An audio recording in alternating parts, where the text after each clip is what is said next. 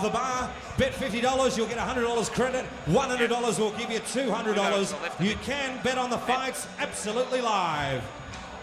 And here we go, and welcome back here to AFC number 6, live on Epicentre.tv. You just saw Joel Fisher get a big victory, and what an outing there for Joel Fisher, and now we got to move on big time. Let's take a look at our welterweight tournament. This has just been tremendous. We started it last event. Let's see if we can pull that up on screen so you can see a little bit of what's going on here. And our first fight in the welterweight tournament is going to be Jake Matthews taking on Dean Purdon. These guys have been having a lot of fun. You know what I mean? You've seen the videos on Facebook. A big thank you there to Fight Magazine, formerly known as Inside MMA, part of Blitz Publications, Jocks, we could say, International Kickboxer and Blitz Magazine, out now at all leading news agencies. Further information, go to kickboxermag.com.au. If they don't have it, ask for it. You're all backing Jake Matthews, $1.35 against Dean Purdon, $2.40. So it really shows either a lack of respect for Dean Purdon's ability or a big confidence in a 19-year-old fighter in Australia who had an amazing 2-week camp in Brazil. Well, I think that Dean Purdon likes being that underdog. Let's go to Casey Oxendine. He has a little insight on this fight. Let's take a look. Well, fellas, at first glance, Jake Matthews and Dean Purdon appear to be polar opposites. Matthews, the young gun with all the tools that pushes the pace relentlessly, and Purdon, the tough and crafty grinder that always seems to find a way. But these guys also have a few things in common. Both came into this tournament as underdogs, many expecting Luke Jamu to take out Matthews quickly in the first round. That didn't happen. And likewise, virtually everyone that I spoke to had Peter Davenport smashing Purdon. Dean comes out on top. And in both cases, they finished their opponents decisively with the rear naked choke. In my prediction last week, I gave the edge to Matthews because his takedowns and transitions seemed to be a tad smoother, but factoring in the grit and relentlessness of Purdon levels the playing field for an extremely evenly matched fight. All right, thank you very much, Casey, for that insight. How about our sponsors here for this one? Some of the best Pump Fuel, GNC, they've been fantastic for the Australian Fighting Championships, and we've got a good video on GNC products as well as we have a look at just the High Point Shopping Centre, very big shopping store here in Melbourne, very close to our Melbourne Pavilion Flemington location, and Sleep Doctor in Hawthorn, mattresses for athletes, specified MMA fighters, AFL footballers, any athletes. All right, well, we are ready to get this thing cracking. Let's take it up to the man with the plan. We're talking about Mr. Perry Kell with the official introductions.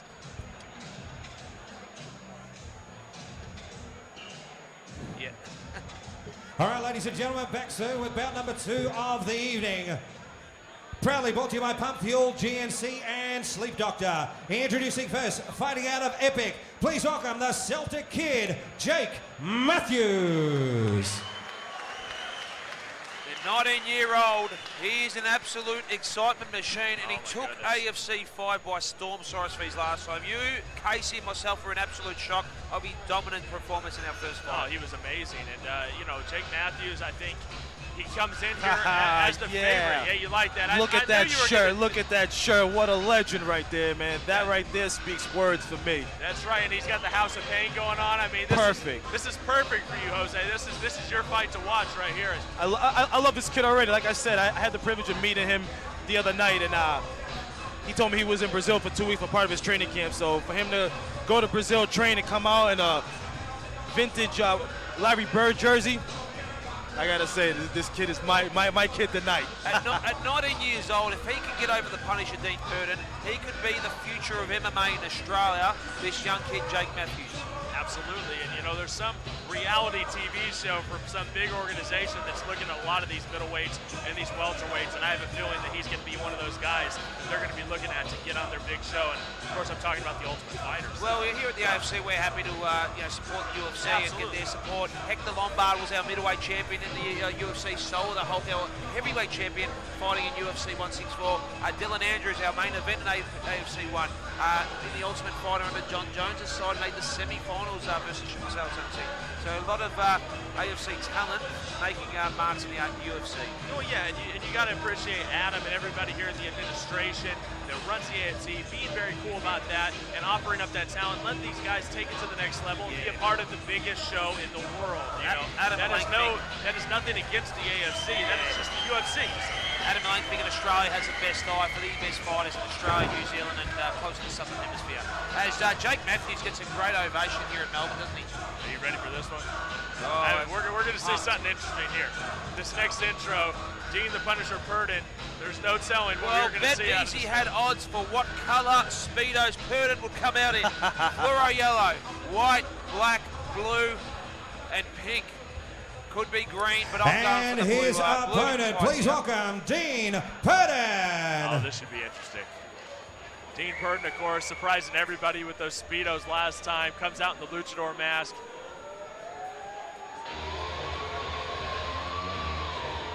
The welterweight tournament is going down tonight, baby. And I'm here excited it for comes. this one. The Celtic Kid is in the ring, and now we're waiting on the arrival of the Punisher, Dean Purdon.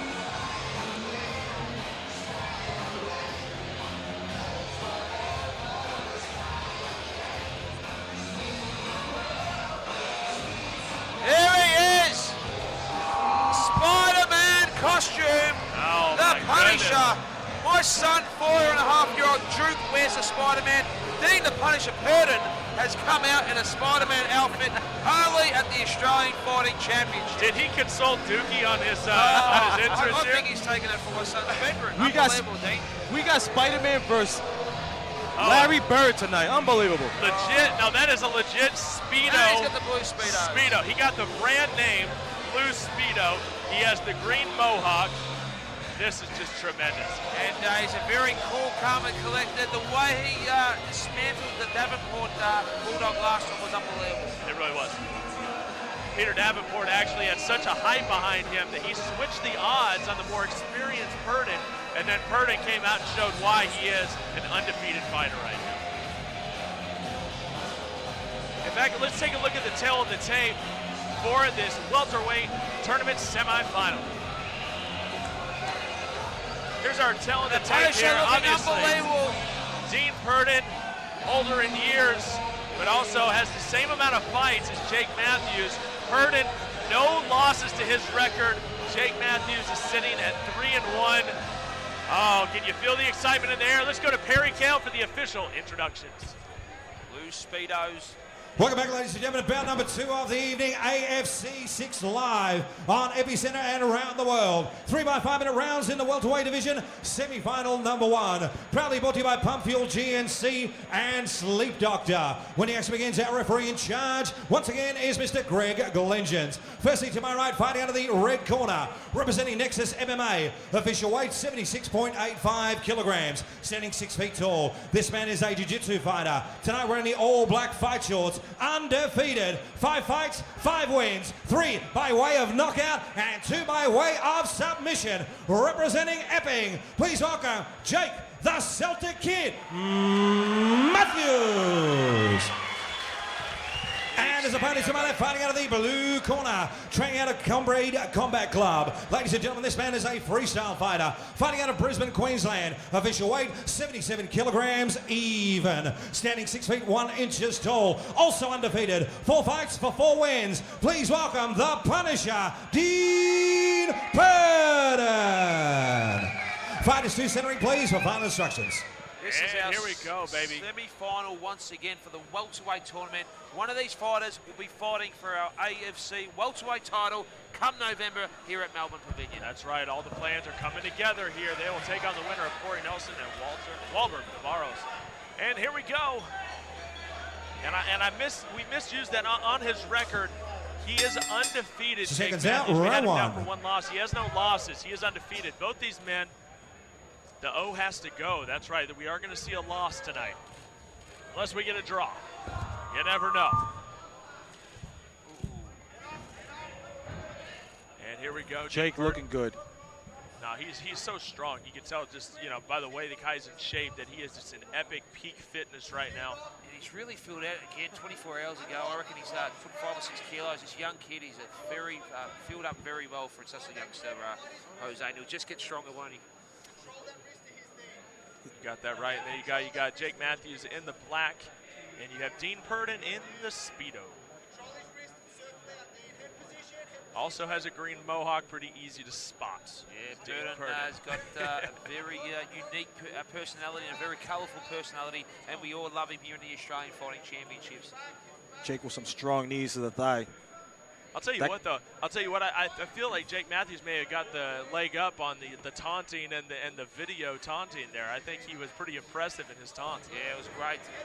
Throwing heavy shots. Beautiful leg kick. Too. Nice kick to the ribs there by Jake. He's looking strong. Really just dominating the center ring. Watch out.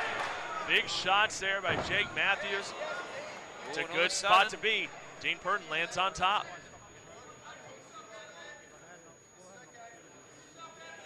Matthews already posturing up. Purdon's a veteran, guys. He starts a little slow, but this is what he's about, Dean Purdon. We saw it against Davenport last time in AFC 5. You're right. Jake with a nice sweep. Look. Dean Purdon, very nice. To stay on top there is Jake Matthews with all that power trying to get out from underneath. The Punisher. Both these men looking to be the king of the welterweights on the continent of Australia. Jake with omoplata. He's got the omoplata here. Oh, wow. Look He's got that. a strong omoplata now. He slips out there. Impressive grappling here. Am I right, Jose? This is tremendous. Very good. I know Jake is a purple belt in Brazilian Jiu-Jitsu. This kid knows what he's doing. He's spent 2 weeks in Brazil, and he would have learned tricks like this off some masters over there. Oh, this is For a bad sure. spot Look at to this. be in. Oh, look at that, Dean Purdon. He used the omoplata to sweep him. Straight to mount. Oh, he's got the Here we go. Watch out. Heavy leather. that coming Big down. elbows. Jake looking really strong right now on top. Oh, he's hurt Purdon there. And again, big elbow right on the top of that green mohawk. Oh, wow. He's so Impressive strong, striking here. Matthews. Jake with a nice high mount, dropping some really serious elbows. He's a very big welterweight. 19-year-old phenom Jake Matthews looking to stay undefeated, looking to hand Dean Purdon his first loss. And he is in a good spot, staying very composed. Jose, Looking for the triangle on What top. does Purdon do here? He just set up a nice triangle. Has he got it full? Yes. Yes, he does. He's got it really full now. Tight. Very tight. Oh, he's in Very trouble. good skill right here by Jake. Triangle on top. It is going to take a miracle for Dean Purdon to get out of a position like minute this. and a half in this first round. Can Dean Purdon survive, I ask you? Just looking for the submission of his choice right now is Jake Matthews. Landed a shot. Serious 12-6 elbows by to Jake the now. top. 12-6 to the top of Dean Purdon. Purdon's all heart, guys. Look at Jake switching, trying to switch now for an armbar. Unbelievable. His jiu-jitsu has improved at a sight, Cyrus Fees. Oh, my goodness. I mean, just from the last fight to this fight, I mean, he just looks worlds better. And he's such a It big could- welterweight, isn't he, guys? He really Young is. kid.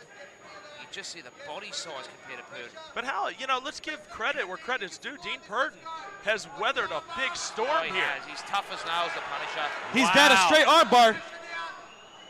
Wow, look at this. Keeps putting himself in bad positions, then getting himself out of these positions. But Dean Purdon cannot get out of the reach and get out of the lock of Jake Matthews right now. Yeah, he's finding things tough. You feel like it's only a matter of time, don't you, Jose? For sure, for sure. But Dean Purdon right now is showing a lot of heart right now. 30 seconds left. Can he weather the storm? Can he get out of this Oh. lock? Oh, my goodness. It looks like such a tight lock from here. in trouble again, Purdon. Dean Purdon escapes the Oh, triangle he does. And he's on top. Dean inside of Purdon. Jake's guard. Unbelievable. Can he land some elbows or some devastating shots? He needs some strong offense here just to finish the round with some confidence.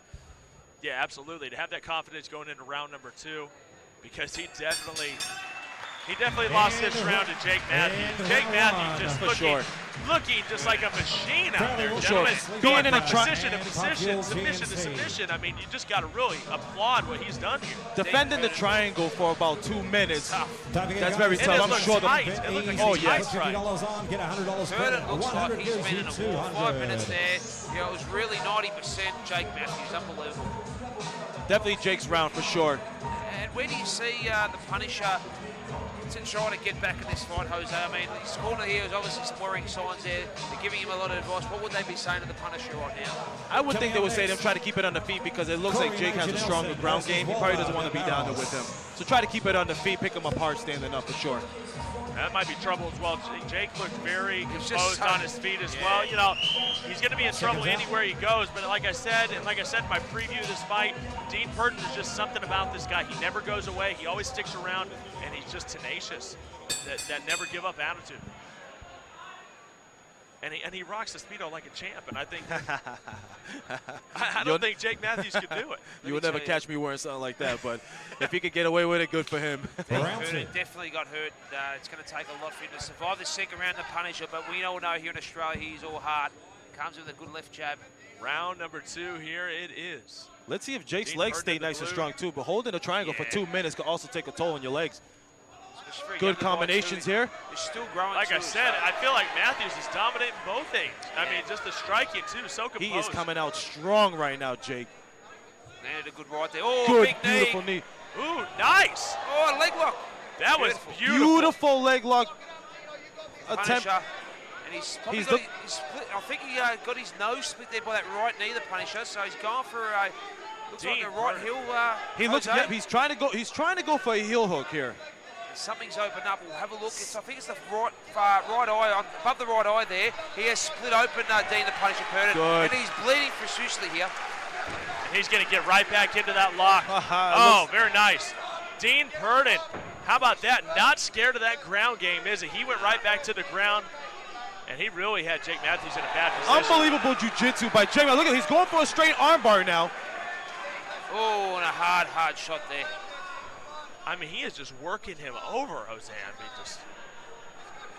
Jake right now is dominating the stand-up and the ground game right now. I mean, it was a gutsy move when he went for that heel hook, Dean Purdon, because he knows when he gets to the ground. He's got a Kimura on top. He's got a Kimura on top. Well. He's got it back behind us. Kimura on top. Can the Punisher get out of this? Such composure by Dean Purdon. He gets in trouble and he weathers the storm every time. But all these locks, all these strikes are taking a toll on Dean Purdon. Jake Matthews, just amazing. Both these men undefeated. Jake Matthews look like he's trying to set up another submission attempt on that right arm of Dean. He's looking for that Kimura again. There it is. There it is. He needs to bring it inside more. He needs to bring his hand into his ribs. Oh, he's really got that lock on there. How long can he handle it? How long? His corner giving him instructions. Tremendous.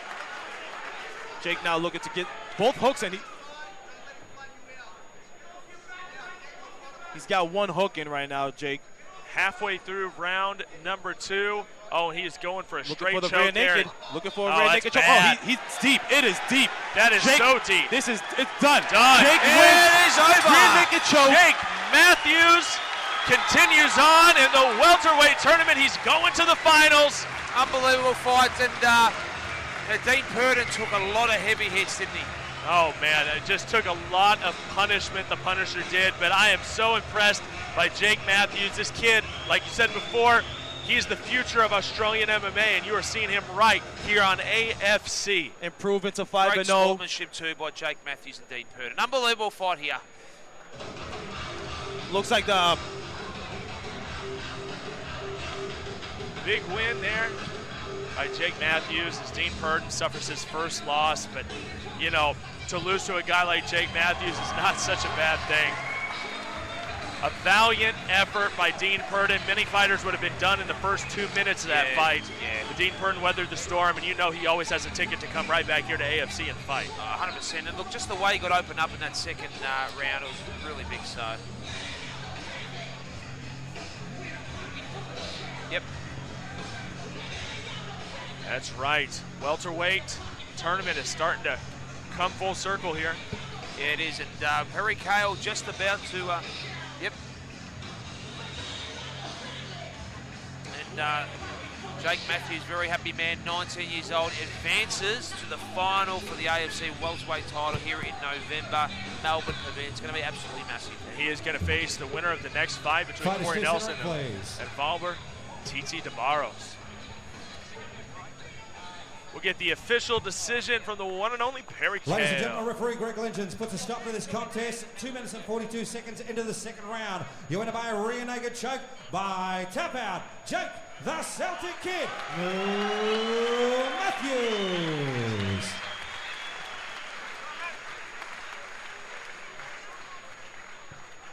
Jake Matthews. Big round of applause for the win Punisher, here. Dean Purden, coming away from Brisbane, Queensland. Round of applause, both fighters, Dean the Punisher Purden and Jake Matthews. Unbelievable fight.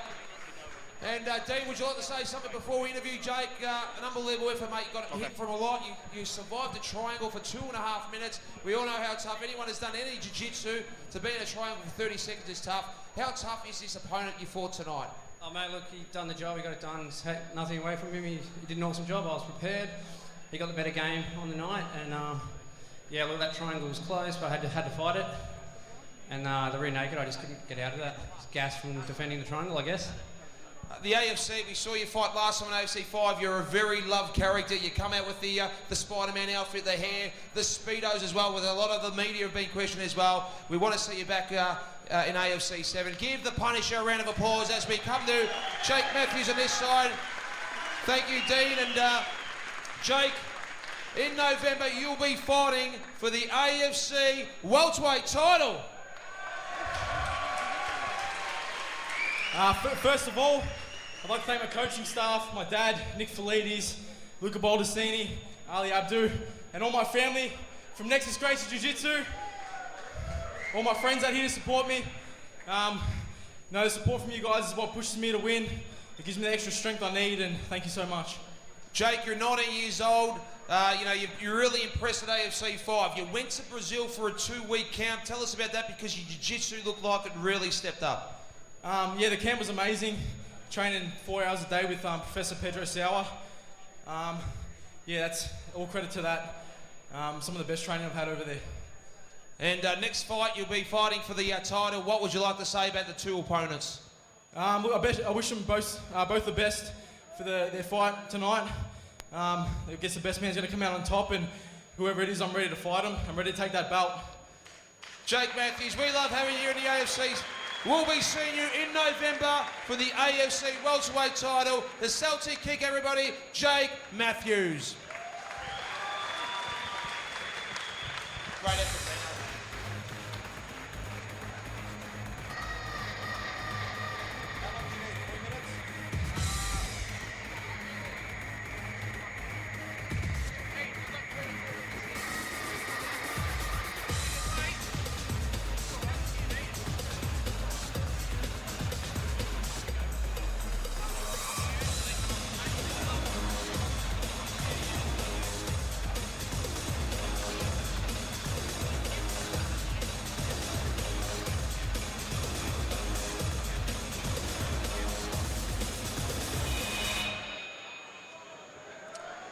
And we are back here at AFC, and how about that win by the Celtic Kid, Jake Matthews? He just really set the standard here for this tournament with that impressive win. Yeah, look, the Punisher is a great fighter, but he got made to look second-rate by this 19-year-old Australian sensation. I'm just completely impressed with Jake Matthews, but now it's time to move on to our next fight in the welterweight tournament. It is Corey Major Nelson taking on Valba TT DeBarros, and we're excited for this fight. And let's go to Casey Oxenine live via satellite. Give us a little insight. Well, guys, Corey Nelson, Walter DeBarros is another contrast of styles pitting Australia versus Brazil. Corey looked utterly dominating in the first round of this tournament, controlling virtually every range of the fight. He's extremely well-rounded, and we want to use his ability to avoid the strings of DeBarros, which, of course, is that BJJ pedigree. Although he drew a bye in the first round, TT has shown in previous fights that he has the ability to go the distance and take home the win. So Major Nelson will need to stay extremely focused for the long haul. Another exquisite job of matchmaking by the AFC. And thank you very much, Casey Oxendine, for joining us with all this great Big insight, thank you man. to He's really been looking into these fights. Sleep Doctor. Jose, this welterweight tournament really Semi-final impressive. number They really two have coming got up the best very, talent in very all of shortly. Australia coming together for this one. It's going to be good. This next fight, looking forward to it. The last fight there, Jake, unbelievable. That 2 weeks in Brazil showed, and it paid off for sure. Oh, man, whoever has to tackle that boy in the finals at AFC 7 on November 23rd is going to be a tough tough catch. All right, here we go. Let's move on to our next fight. Let's take a look at the tail of the tape here between Corey Nelson and Valber Titi Tavares. So take a look here, nearly similar in age. You got the height going to Valber Tavares, who we have not seen fight yet. He didn't get his chance to fight at the last event, so we're looking forward to seeing him. And then you got Corey Nelson with the experience background. He's really been in some huge fights. So is Valber Tavares. So this one's going to be really hard to call. Yeah, I'm looking forward to it. They had a nice mean stare down yesterday at the weigh-in, so these guys look like they're going to mean business tonight for sure. All right, well, let's get our official introductions. Let's go to Perry Kell, and let's get this thing underway. Bout number 3 of the evening, ladies and gentlemen, AFC 6 live from the Melbourne Pavilion, around the world on Epicentre. 3 by 5 minute rounds in the welterweight division, proudly brought to you by GNC Pump Fuel and Sleep Doctor. Introducing first, ladies and gentlemen, via way of Rio de Janeiro, Brazil. Now, making his residence in Ringwood, please welcome Tete Wolba de Barros.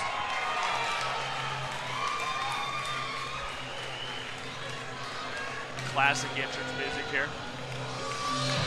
Valber Tavares coming out to a little Eye of the Tiger. A little Rocky action here. You can never go wrong with some Rocky music.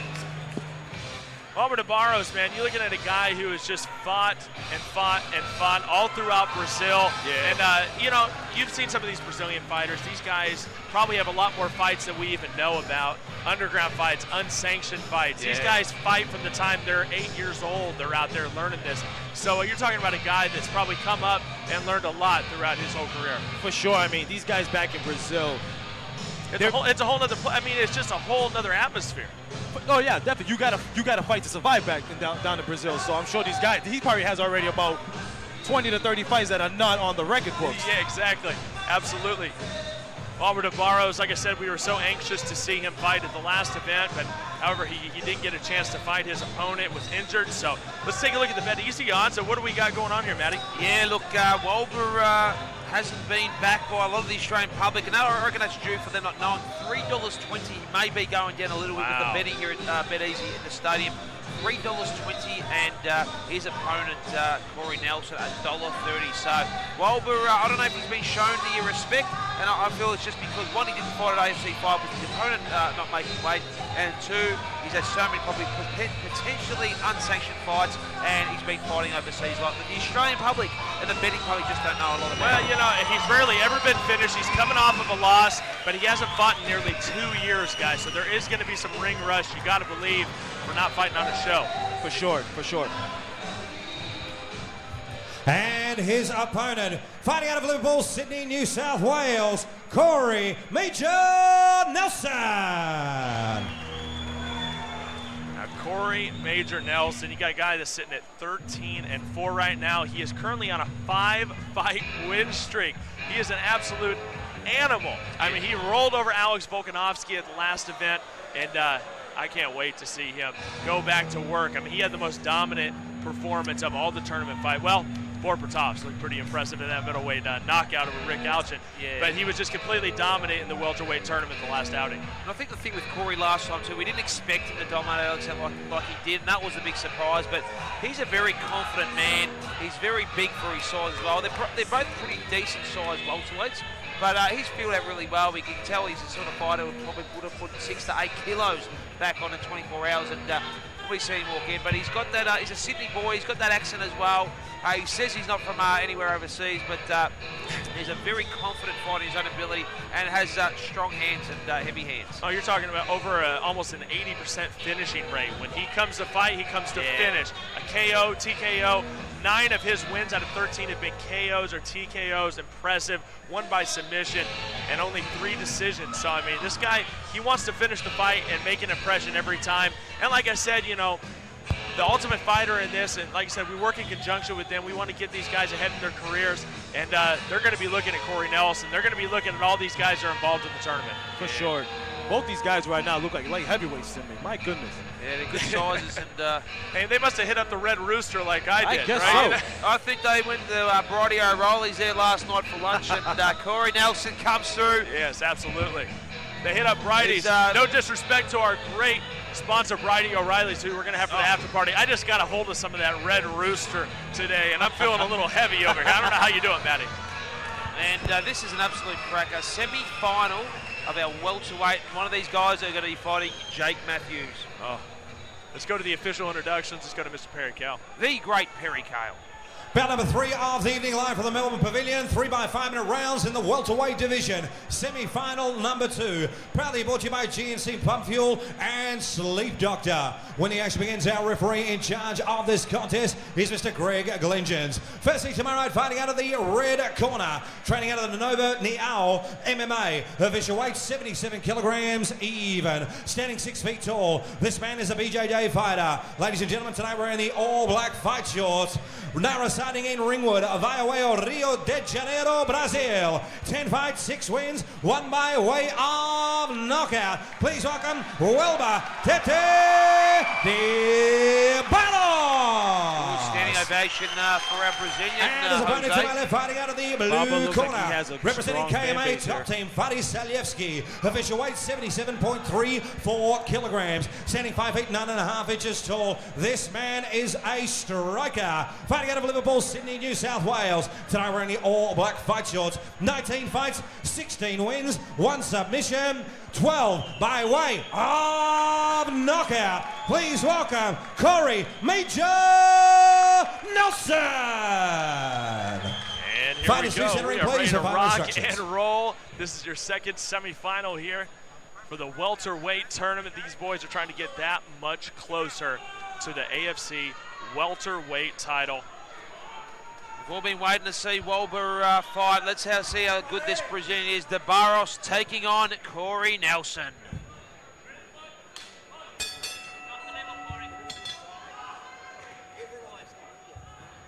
Both controlling the middle of the ring. Short trunks there for Corey Nelson. Long shorts there for Welber. Oh! Look at that side kick by Corey Nelson. Oh, throwing some wild strikes here is Corey Nelson. Being very aggressive, just like we saw in the Volkanovski fight, man. He just took control. Early. This crowd, look, they're really excited about 2 really big welterweights, Jose. I'll tell you, oh, these they are look big like boys middle. right Yeah, here. they look like middleweights or light heavyweights for sure. They both have the size. They're both tall guys. We need some action here, though. The referee needs to break that up. Yeah. Welber struggling just to move a heavier Corey Nelson, that's for sure. And both very decent fighters and both so good, I suppose, with their jiu-jitsu. It's just, their wrestling. But, good signs here for Welber as well. Did get the fight last time as well. There could be some nerves early because Corey was so good. So and just a lot of ring rust. I mean, 2 years nearly. Yeah. Nearly 2 years since he's fought last. A guy has tremendous experience. Like I said, coming out of Brazil, he has a great fighting nature to him. But 2 years is a long time, and he's coming off of a loss. So that could do a lot for your psyche. Am I right, Jose? For sure. I mean, and some small knees. And then Nelson comes back with a couple as well. They're both trying those little short knees there, which start to take its toll, don't they, Jose? yeah, definitely. I mean, I think Welber needs to attempt to take a takedown right now or something because he's not very active here. There it is. This is what Corey Nelson wants first and foremost. He wants to take it back to the top. It looked like Welber DeVars may have gotten nicked a little bit low there in the exchange. And look at these side kicks. I mean, this is just amazing. Corey Nelson with the big time strikes, dangerous feet here. He's got very good kicks. Welber comes in with the right hand. Oh, it's just very hard. Welber's not reading him early, is he, Jose? No, and he's eating those body shots, but those will take a toll. Looks like Corey might have a Taekwondo background or something because those straight leg kicks are landing. And he's finding the home for those. But those are going to take a toll after a while. You throw so many kicks like that, too. That takes a lot of energy out of you. Yeah, for sure. Welber looked like he's buying his time here. His kicks are lethal, Corey. He's so much more athletic than potentially looks There like. it is. Ooh, nice. Very impressive takedown defense there. Corey calls him back up. He knows he's finding Ooh, success. overhand right. Here we go. Great sprawl by Corey Nelson. He landed 3 or 4 shots there. doing major damage to Valber de Barros. Yeah, hurt the Burrows there. He's in a bit of trouble here. He's holding on. The Barrows pulled guard. He might got hurt. He's probably looking to do this and get some rest. Oh, yeah, absolutely. That was a desperation takedown attempt is what that was.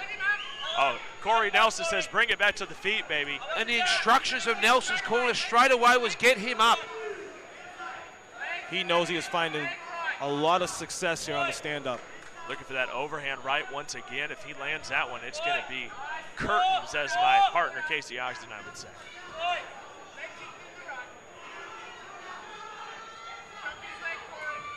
The Barrow needs to make Corey respect him. He needs to come forward as well. Barrow still looks pretty comfortable, but you can tell that he's taking some serious. Oh, that big uppercut right. combination by Corey. Stringing 3 or 4 shots together, just. But Walber is a tough, very tough. Very nice sweep. Lands in Corey's guard. Valber de Barros gets on top. Gentlemen, if there is a weakness of Nelson, it could be his jiu-jitsu level, just not having the experience of Walber. Well, Valber de Barros doing what he wanted to do, and that was, bait him in and get that takedown. He's in his world right now. Trying to get his right. Lands in mount.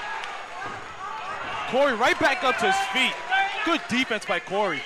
Right back to his feet is Corey Major Nelson. Oh, we got a low blow here. We got a low blow. He's got all the time here, and he's going to be asked to go to this other corner.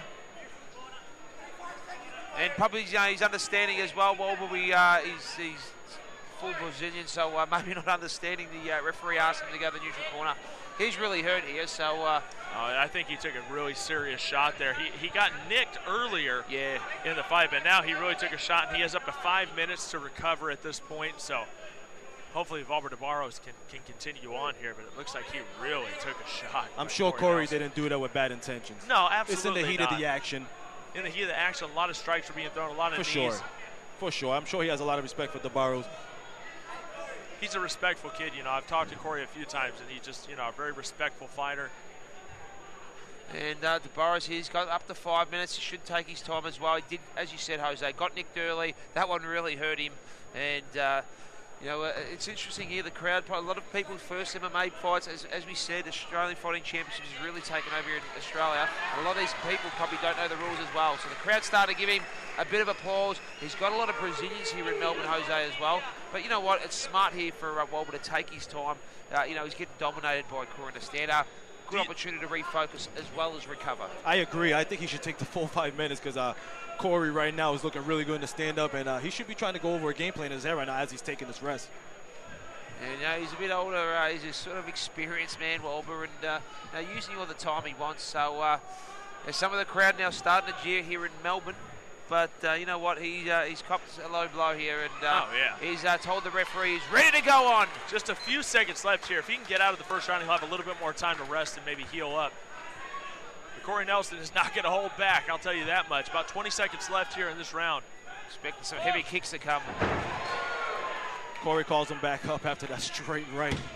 Yeah, he doesn't want to get down there on the ground with Valber de Barros. I think Nelson can hold his own, but he doesn't want to be down there. He wants to be up top, dominating. First round. Good body shot in the end there to end the round. Corey looking fantastic here. Yeah, he's just so confident on his feet. And look, Walber as well, he's just got to, I suppose, as you said, show him some more offense. Try to hurt Corey and back him up once or twice, and it'll just change the rhythm of the game, Jose. Yeah, I would definitely give that round to Corey for sure. Yeah, without a doubt, he dominated that round. When he got aggressive, he was just nasty with some of the shots he was landing, very precise shots. And we got once again talking about our fantastic sponsors out here, Maddie. Pump Fuel, GNC have been great partners with the AFC since day one. Yeah. And then Sleep Doctor once again sponsoring this welterweight tournament. Yeah, definitely. And Dermot 24/7 Gym as well, the biggest gym in the Southern Hemisphere. They sponsor the AFC and actually supply GNC in their gym, so it's a great partnership and a great family here at the Australian Fighting Championships. FedEx Expo also March the 7th, 8th and 9th next year. The biggest expo in Australia. AFC have occasion. Well, I say you don't be bringing out Ariane Celeste, you bring Cyrus Fees. I mean, I think I can compete. I think the Aussies like Ariane, that's for sure. Cyrus. So they're becoming Dean Purden's blue Speedos. Seconds out. Round two. Here we go, round number 2 here, welterweight semifinal. Walter Barros taking on Corey Major Nelson. DeBarro opened up with a strong, here we go. DeBarro's trying to make him respect him now. Yeah, that's what he had to do, Jose, as you said. Yeah, he has to come forward. You're absolutely right, and he's no slouch, no doubt about it. But when it comes to finishing people off and landing those big shots, Corey Nelson is definitely the favorite in this For sure. DeBarro's with a wizard here, trying to look for that right. Oh, Ooh, beautiful short elbow elbow by Corey. Right And it to cut the him, it jaw. cut him. It cut him. He's leaking right now. DeBarro's is leaking from that elbow. Oh, he got him right there on the eyebrow, didn't he? Oh, another big elbow. Those things so short. He's got to so get some short, wrist so control on lethal. that left arm. Corey trying to release it. Held it well there. Oh. He's cut that left eye there. That elbow is finding the home. Really cut open now. Oh, Dr. the Peter blood Lewis, who is is raining on down. our side, is taking a look at that. It's really opened up here. Another elbow. DeBarros needs to find a way to pull guard. Smart thing to do right now because he was taking way too many shots there. Let's see what he can do here. Oh, he's Ooh, got some hammer fist. Oh, Walter Barros out the back, looking for a heel hook. This is a bad spot to be in. He's got a straight knee bar. He's got a straight knee bar here. DeBarros looking. Walter Barros, tremendous. Great jiu-jitsu. Great jiu-jitsu by DeBarros. Wow. There's a reason why he's a black belt. He finds a home here, the mount position. Scoops him down. Beautiful work by DeBarros. Just when you thought it was going to finish from that cut. Out from underneath those ropes. Once again, it would be nice to have a cage here in Victoria, no doubt about it. We're going to stop this the action. is the problem. This is the problem I have with the ring. I mean- DeBarros had momentum. Oh, he was doing great. And now they have to stop, reset. Definitely the advantage going to Corey Nelson. For but sure. that was smart. He did what he had to do. I mean, when you got the ring there, you got to use it for your advantage. For sure. Okay, here they start in the middle. Now, Corey in the Nelson's going to center. try to posture up. I mean, he's just going to try to power up is what he's going to try to do. Just about 2.5 minutes left here in this round. We are halfway through round number 2. Yeah, and DeBarros is fatigued too. He's copped some big blows. He's an older fighter in the conditions. He gets off easy there, and exactly what Walter did not want. That's exactly what I was looking to happen. That's what I thought was going to happen. Unbelievable by Corey just explode from a mount position like this. Wow. I'll tell you what, that cut could be a big-time problem if this thing goes into the next round because the doctor's going to look at that, and that looks like a nasty cut. That is ugly. I wouldn't be surprised if they stop it going into the next round. That cut is ugly. Ooh, it just blasted open. And he's tough as nails though, this Brazilian. He has taken some huge kicks, some huge knees and elbows, and he is just here to fight. You know, guys, they're fighting for a shot at the AFC welterweight title. No, and that is a huge title, and that is a huge accomplishment. And these guys have that fire in their eyes. Beautiful Big body shot. shot by Corey. He drops DeBarros. Looks like he might finish it here. We saw this last time, though. He is raining down shots. Oh, Is the referee going to step in, or is DeBarros going to try to get back out once again? DeBarros. his jiu-jitsu is unbelievable. Oh, wow. He might have an ankle lock here. Straight ankle. Oh, no, Corey's not having it. He's going to have to try to get back to his feet. Very smart. But he's got those arms Oh, he's wrapped guillotine. around Corey Nelson, looking for a takedown here, guys. He's going to sweep him. DeBarros lands on his back with Corey in his half guard. Very fluent with those leg submissions. Am I right, Jose? He feels real comfortable with those. DeBarros showing heart, though, and he's showing very good jiu-jitsu here. But that cut is taking a huge toll on him for sure. Yeah, definitely. Okay, he's just absolutely leaking blood all over the AFC ring. Ladies and gentlemen, you are watching AFC number 6 here on Epicentre.tv. Referee now has called the doctor, so we are going to hold time. I would be surprised if they let this fight continue. That is a brutal cut. That is one of the most nastiest cuts that I've seen. Dr. Peter Lewis, guys, too, the most respected sports doctor in Music, Australia. please. So no one better who's done the professional boxing, kickboxing, DeBarros all is the having a MMA hard events. time standing up at this point. Yeah, That eye is closed. I would be surprised if the doctor lets this continue.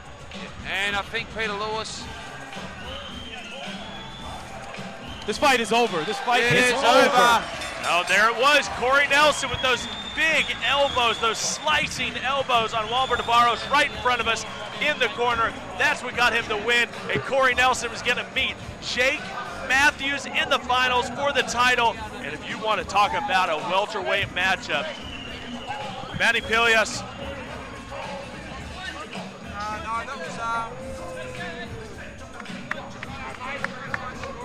Getting the congratulations here from Corey Nelson. What a respectful young man, and he was in some serious trouble against Palmer de Barros.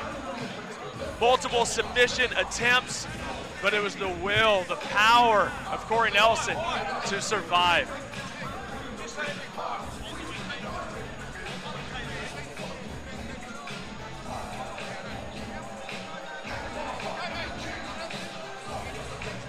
Corey Nelson moving on here, and like I said before, I feel like he is the favorite in this tournament, but I don't know now because Jake Matthews, I mean, you realize what we're going to see at AFC 7. Yeah, exactly right. I mean, this is going to be the exciting, most biggest fight in Australia of this welterweight fight between Jake Matthews and Corey Nelson, who dominated Walbert de Barros. Oh, wow.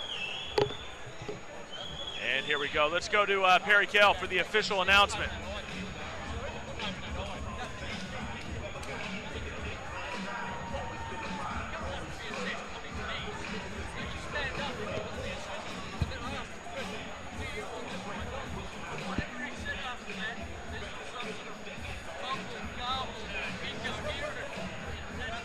Ladies and gentlemen, Dr. Peter Lewis at ringside stops the contest 4 minutes and 20 seconds into the second round. Your winner by TKO, Corey Major Nelson. And Corey Nelson standing by with Jose Lopez. Ladies and gentlemen, give it up for Walbert de Barros, man. He fought very hard. Corey Nelson, unbelievable performance. Brutal elbow landed on de Barros. Now you get a chance to fight for the AFC Welterweight Championship. Talk us through it. Talk to her, you? Yeah. No, I just want to say thank you to Walbert. Very respectful fighter. Before we came out, he shook my hand, said all the best. Not many fighters do that, so I do respect him a whole lot. Yeah, I just trained my ass off for everybody. Walbert was no different. I just worked a lot more on my ground ankle locks and stuff because I knew he was a specialist in that with being a black belt. Yeah, so I just came out, trained like I usually do, train hard, ready to fight, and yeah, just work the game when I get in here. So now you get a chance to take on Jake Matthews in November. He looks like Justin Bieber. Justin Bieber, whoa, the game has started already. Jake, if you're in the crowd, you're in for it here with Corey Nelson. So talk us through, what do you want to do to Jake Matthews on November? Beat him. He thinks the AFC belt's his, but it's got my name all written all over it. There he is, Jake. You're fighting Corey Nelson in November. What do you want to tell him? Well, you know, it was an awesome fight. I think me and Corey will put on a great show for the fans, and that's what it's about. So, you know, whoever comes out on top, it's about the AFC fans. I'm excited. I'm sure the crowd is excited. Ladies and gentlemen, Corey Nelson. I just want to thank my mates for coming down from Sydney and everybody that supported me in Melbourne. And I thank AFC as well. Great crew, great show. I love fun on this show. Thank you. Again, Corey Nelson, ladies and gentlemen.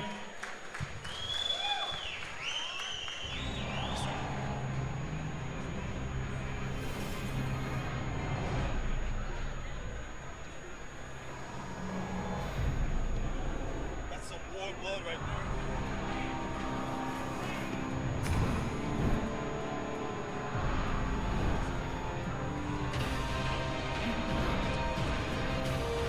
Ben, can you hear me? We have got... GNC, respect yourself. America, take care of yourself. Be healthy. My name is Edith, and I'm 91. I'm 91. It takes a long time to become young. It's worth it.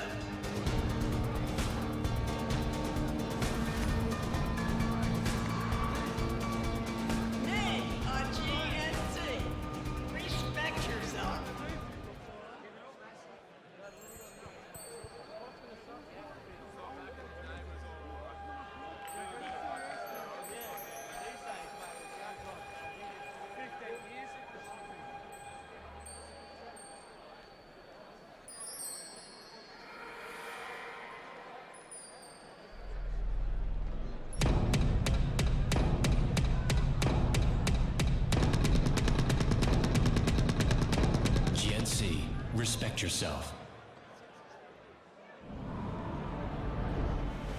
You need vitamins to be healthy. You need nutrients to have energy. You need protein to be strong. This is you healthy. This is you vibrant. This is you strong.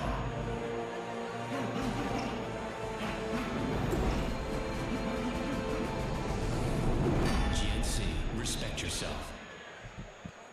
And we are back here at AFC number 6. We just saw the welterweight tournament start to take shape here. We saw the finals, and it is going to be Jake Matthews and Corey Nelson. And like you said, in the ring, I mean, you meant everything you said. You're excited about this fight. I am excited. That is going to be a great fight. November. Oh, my goodness. AFC 7 in November. It's looking like November 23rd. That's what the word's coming down, AFC number 7. And, of course, you can catch it right here on Epicenter. And we urge you to come out here to the Melbourne Pavilion and watch it live, because this truly is an amazing show. They fill this place up, and the atmosphere here is amazing. You can just tell that everybody has this electricity about them, and they're so excited to be here. Oh, yeah, man. I know MMA in Australia is in its infant stages right now, but it's growing. So get your and tickets people are learning for a lot about it now. And yeah, November fights 23, like that, the one we just saw, is definitely going to bring more crowds versus in Corey the AFC. Major For sure. Nelson. No doubt about it. And, of course, our next fight we're going to move into is going to be Craig Martin and Mikey Vatua. I've seen Vatua myself firsthand, and he is just an absolute beast. I mean, this guy throws for the fences, so this is going to be a lot of fun. Craig Martin and Mikey Vatua, of course, our sponsor for this one. Let's take a look at our sponsors right now. It is going to be Fuji. Great products from Fuji, including the gloves and everything here at the AFC. A brand new sponsor to the AFC, and we are so glad to have them on. Fuji, as well as Zebra Mats.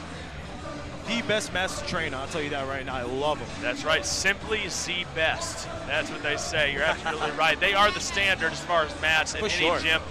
So we're glad to have them there, and we are going to take a look at the tail of the tape right now on this matchup between Mikey Vatua and Craig Martin. Similar in age, similar in height. The reach going to Mikey Vatua, and 2-1 for Craig Martin, 2-2 for Mikey Vatua. Both guys with 2 victories. So, I mean, really, these guys are pretty similar in their fighting styles. And I'll tell you what, Mikey Vatua, like I said, he throws to the fences. Real short and stocky, but he's a beast. Yeah, the tail of the tape looks really even, man. This should be an even fight, I would say. No doubt about it. This is going to be kind of our palate cleanser before we get into the middleweight tournament semifinals. Oh, boy, I'm excited for that. I am excited for that.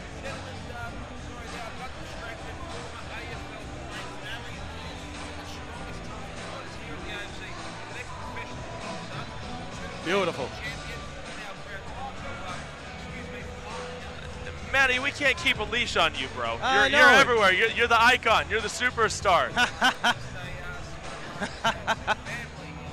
Let's get things started. Let's go to the official introduction here with Perry Kell. I'm sorry, we'll get to that in just a moment here.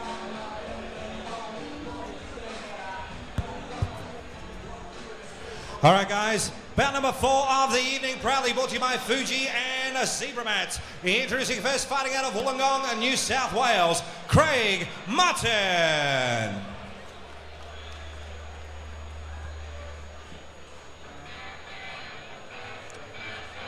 As we welcome Craig Martin to the AFC ring, sitting at 2-1 right now. Looking to make a name for himself, taking on a very talented Mikey Vatua.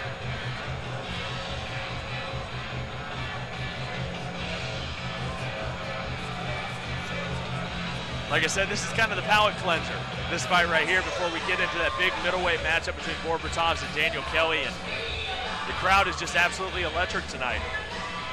Yeah, and last night at the weigh-ins, both fighters were late, and Craig Martin made weight for his opponent, Mikey Vatua, finished a couple of kilos heavier and has given up 25% of his purse. It's tough. It's very tough. You never want to give up that money, do you, Jose? Definitely not. Definitely not. I've never understood that. I mean, you might have some problems, some medical issues or something, but you have time. When you have time to cut weight, make weight, you're training hard, you should make weight. I've always had a problem with that personally, people not making weight. The professionals in this sport, especially the Australian Fighting Championships, and I know Adam Malenkovic is extremely, his tolerance is low for fighters that don't make weight. Certainly. But you know what, we're going to fight there. Craig Martin was good enough to take it. Tua is a hard-hitting guy. He lost in December. His fitness wasn't great. He's told us at the AFC he is better than ever, and expect an aggressive Michael Tua taking on Craig Martin tonight. I'm going to go to some odds while we finish off Craig Martin. It's very even, both of the bet-easy market. Right down the middle, basically. Craig Martin $1.90 and Michael Tua $1.80. BetEasy.com.au. Back to Perry Cale.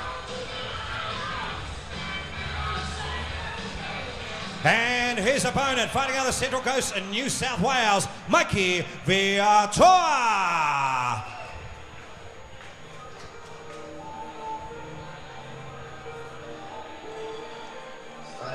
Michael Viator, third time he's fought in the AFC.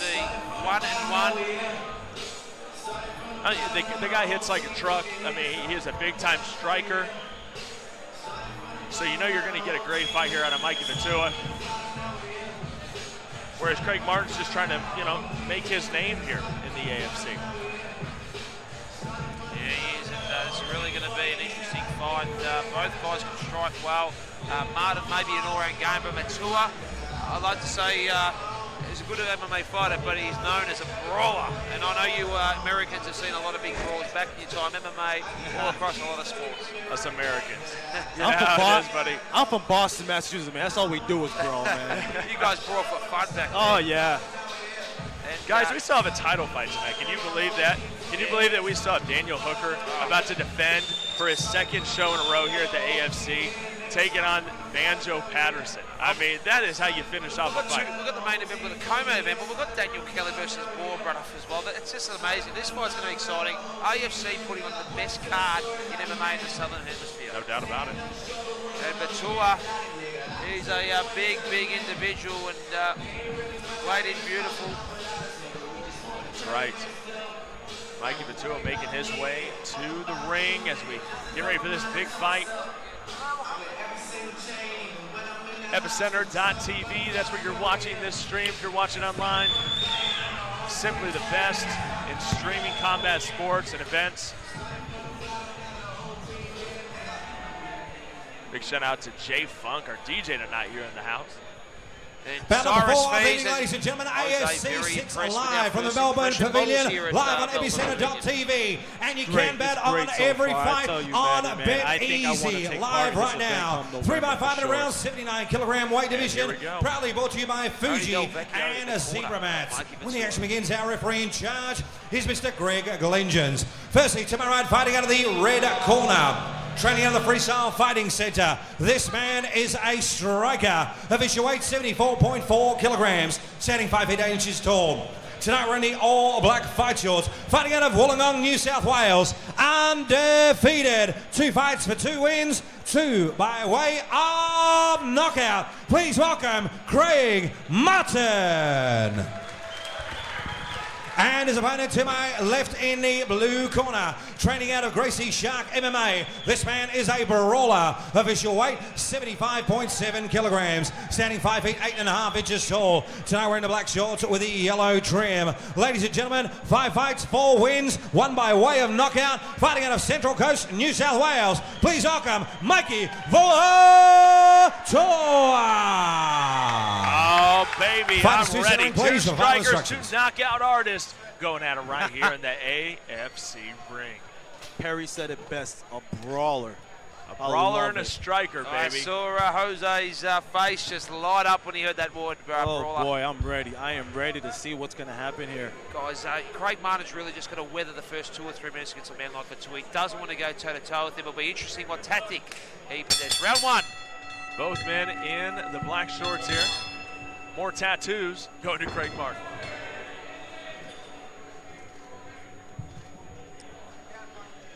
Mikey has his chin really high. His corner's telling him to put his chin down. And Martin started at a low level as well. Jose, tell us a little bit about that with your boxing background. He's really, Mikey Viator, very nice. Taking control. Not a whole lot of ground game for me, either one of these guys. Just jockeying for position, trying to find a good spot. Wow, and possibly had a couple fighters here in our laps.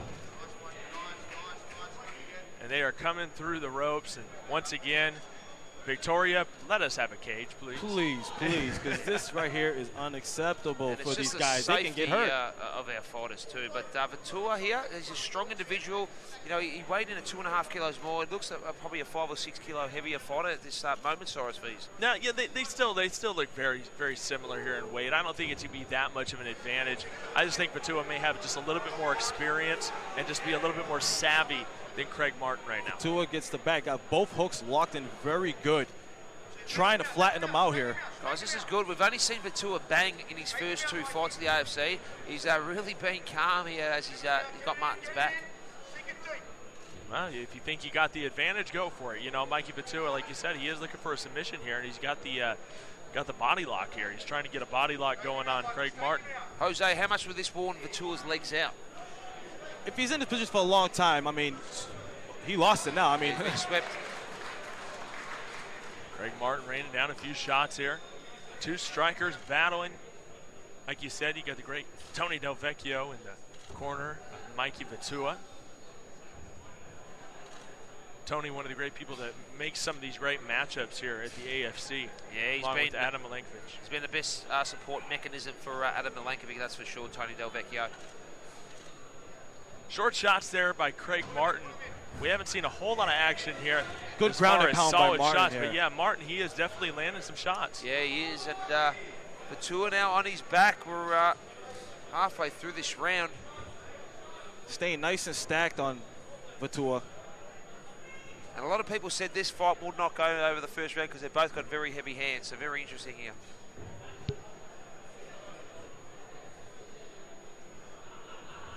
Craig Martin here looking for some more shots. Huge right hand by Martin. Again. He's finding the home for that right hand. Yes, he is. He absolutely is. He is really landing those big strikes there to the ground, to the head of Mikey Vatua. Mikey Vatua really not making any sort of attempt to get out of this. He has to do a little bit more to get out from underneath Craig Martin. All he's doing is leaving himself open at this point. He's letting Martin posture up too long to find space to load with those punches. He needs to bring his head down, keep his head down, lock up an arm, and look for a sweep or something there because he can't take too many of those shots. Oh, Martin landed a beautiful right there, Jose, and a lot of the crowd heard that one. There it is right there. Now Vatua had again, little control of his head, but he let it go. Now he got control of his head and his left arm. Keeping it in the corner here, but once again, we did see him go through the ropes there a little earlier there, possibly spilling out here onto our table. Craig Martin just doing enough not for the referee to stand him up, and some of the crowd getting a little bit impatient here, but he's hitting Vatua, and Vatua is really just not troubling him at all. Right? No chance, no sights of any sweeps, is there, Jose? No, it looks like he's just trying to weather the storm at this point, Mike Vatua is. He does definitely try to look for a sweep, but it looks to me like he's comfortable here. I mean, he's taking these shots. Ooh, that was a good one. He doesn't want to stay here too long, though, Vatua. Yeah, I agree. And, he's got his right arm locked pretty good right now. Both fighters looking for win number 3 here, guys. Both sitting at 2 wins right now. I would like to see Vatua try to throw some submission attempts. Show Martin he has some groundwork. Chance for an armbar here. He might have heard these commentators speak. No, he looked like, but he's just holding on to. He's just trying to have body to body. So Martin can't really have any reach with those hits, but that was a good one. He got through there, didn't he? For sure. 20 seconds left here in round number 1. Doesn't look like we're going to get any sort of finish between these two, and it looks like we're going to have to go to round number 2. Good, they were both starting their feet. A lot of the time when you have 2 strikers, guys, this is what happens. Yep. They go to the ground. They go to the clinch work. Correct. You never see what you think you're going to see. Yeah, and they're so slow at getting up when they're on the ground because of, I suppose, being so much in training on their feet more than on their ground. So Cyrus is right. So pretty even first round, guys. And Vatua did start the better, but no doubt we have to give that to Craig Martin. For sure. He finished strong. He was in Vatua's guard for at least 3 minutes. Very impressed with Craig Martin making his impression here. Speaking of impression, how about first impressions? Kirsten Lee and her great company providing our ring girls and all of our great models here at the AFC. Certainly no shortage of lovely ladies here at the AFC. All right, Maddie? Married man, I don't look, but very good. ground, that's for sure. And any single man. He doesn't look. He doesn't even look. He's blind. No, I know. I got the same thing you do, but I mean, we got eyes, right? Yeah, we have it. They do look at you handsome American guys. I'm going to sucker you into something. I'm going to get you in trouble somehow.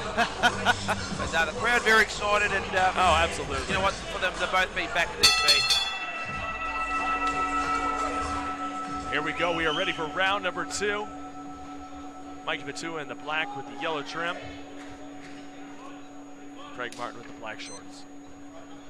Round number 2, let's see if we can get more of a slugfest. That's what people want to see. That's what these boys specialize in. Patua needs to tuck that chin and keep his hands up, because Martin could come really quick with something. Waiting for his time, he might buy his time and snipe. Still leaving the chin out. Even after his coach is telling him to keep those hands up, he's not. There it is. Here we go. Like I said, two strikers, and what do? They end up going to the ground. They end up getting we want to see a brawl, don't we? Yeah, he is. Yep. Good left hook by Martin. Gets both double underhooks. That's right. They are throwing some wild shots. Not a whole lot of direct punches here. You're seeing a lot of looping hooks. And there it is. This is the last place Patua wants to be. No, it is, and we're looking at the same position that we ended the first round in. If Martin stays busy here, we can see the rest of the round right here if he stays busy.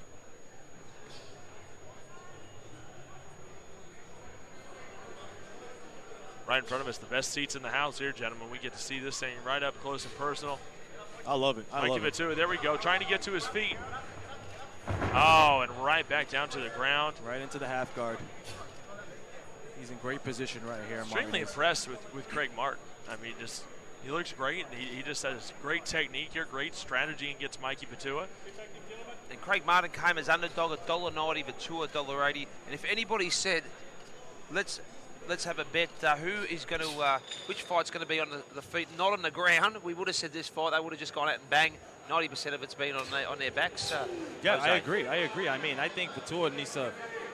And this is what I mean. This will be the benefit of a cage. Patua could use the cage to crawl back up.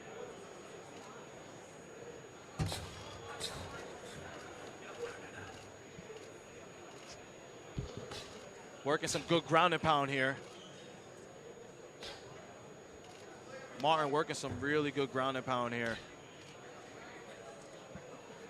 Patua needs to do something here. He needs to stay a little more busy.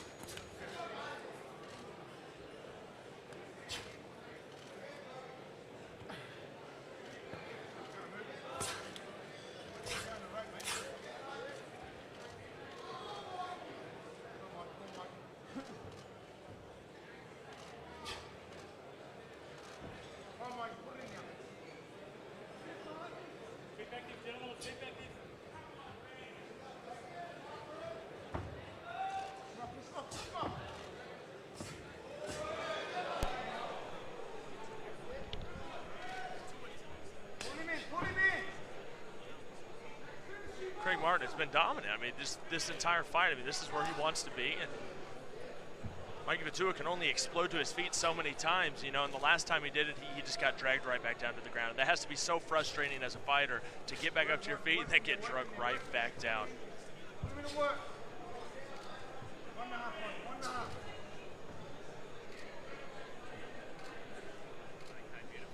New MMA fans out here, what's going on is Martin is in Patua's guard, working ground and pound. But the referee stands it back up. Even though he was busy, I disagree because he was busy.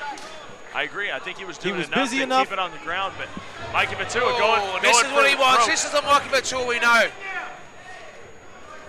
And Martin can't leave his hands down, Jose. He is coming in. He is coming in with his hands down, but both of them look really tired. Patua is coming with his hands down. Martin. Well, here we go. This is what we are looking for right here. Oh, and looking right into the. Well, give credit to Mikey Patua trying to get the trip there and trying to get on top. But I mean, Craig Martin just seems like he's a little bit more superior on the ground, has more control, more technique. Mikey Patua would have been better to keep it on the feet. Patua needs to keep it here, score some points. He needs to try to. He's looking like he's trying to get mounted here, and he finds success, but gets swept too easy. That tells me that Patua needs to go back, look at the tapes, and work on his jiu-jitsu for sure. You got about 20 seconds left here in this round. You got to believe that Tony Villavecchio is going to be telling Mikey Batua to go for broke in this next round because he's going to have to try to finish. Yeah, I agree. And look, he does swing for the fences at times. He's got heavy hands, but Craig Martin's strength has been his stand-up, but he's been disciplined enough to know that he's probably got a better ground game. Yes. And, it's got him 2 net rounds now in front of Mikey Batua. For sure. Final seconds here of round number 2. 10 seconds left here.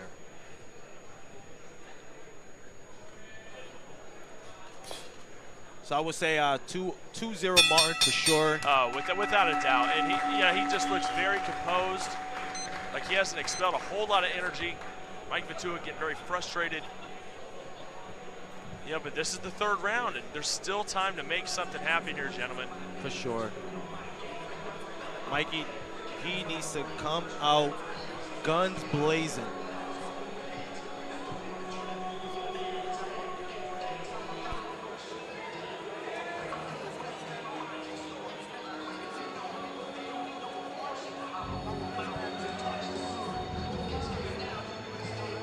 Get ready for our final round here. I mean, the fights have just been tremendous all the way through this card. We have not had a disappointing fight yet. This one, you didn't know what to expect out of these 2 fighters. Thought maybe this might be a little bit of a lull, but not at all. Opening up the last round here. Batua needs to come out strong. He cannot find himself on his back again because it looks to me that Craig Martin knows how to keep the control there. Cyrus, Jose, I can guarantee you Batua will come out swinging this next 30 seconds like you've never seen before. This man has heavy hands, needs to stay on his feet. All it takes is one. All it takes is one nicely placed punch. Oh, nice little jab there. Uh-oh, don't get tied. He gets tied up. It might be a problem. Oh, and Martin landed a beautiful left there and backed him up. Batua then. How about this jockey? Oh, and there last it is place again. he wanted to be in the. Craig Martin finds himself in the mount. The last place Mikey wants to be right now. Craig Martin back on top. Mikey Batua tried to take control, but it was just Martin that's just a little bit too concise on the ground there. Batua needs to try to bump his hips up, shrimp out of there, at least look to recover back in the guard because this is bad for him right here. He doesn't want to stay here. And Martin just very disciplined fighter, but he landed a beautiful left just before that. Batua really had him backed up. He just swung beautifully, and those hooks are just short and For crisp. sure. Craig Martin once again just raining down shots here on Mikey Batua, not really doing a whole lot of damage, but like I said before, and like you've alluded to, Jose, just doing enough to keep this thing on the ground. And Batua just looks like he struggles once he's on his back, doesn't he? Yeah, for sure. Look, he gave him his back. Bad thing to do, but he's too high. He might come out from the he back, has. and he does. Here's his chance, 3.5 minutes for Tua. Does he want to stand up, or does he want to try to lay some ground and pound on top? He feels like he's confident enough. Am I right, Jose? He feels confident enough to try to finish on top. Yeah, I agree. But he needs to work fast. So he doesn't have all the time in the world right here. He needs to try to go for a submission. And he gets swept again. Yes, he needs to look at the tapes and work on his jiu-jitsu. Mikey does. 3 minutes remaining here as Craig Martin trying to coast to a victory here by keeping that top position. Mikey Batua definitely still has some left in the tank here. Can he reach down and maybe get this thing back up to the feet? If he can neutralize him just long enough, the referee will stand them up. So that's what he's trying to do at this point. For sure. But if I was Martin, he's finding a lot of success. And what he needs to do is finish strong. If he wants to keep it here, finish strong, going body to the head. I think we're going to get a stand-up here soon. This has just been kind of a lull in the action here.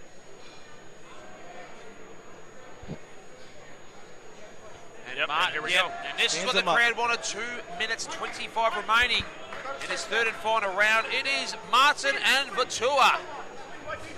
Going for that big left hook. He gives Craig him his Martin, back, gets him taken down again. So frustrating. Craig Martin just, He's exhausted. Mikey's exhausted here. just Had to cut a lot of weight yesterday, Cyrus and Jose as well. How much is this affecting Michael Batua in his third round?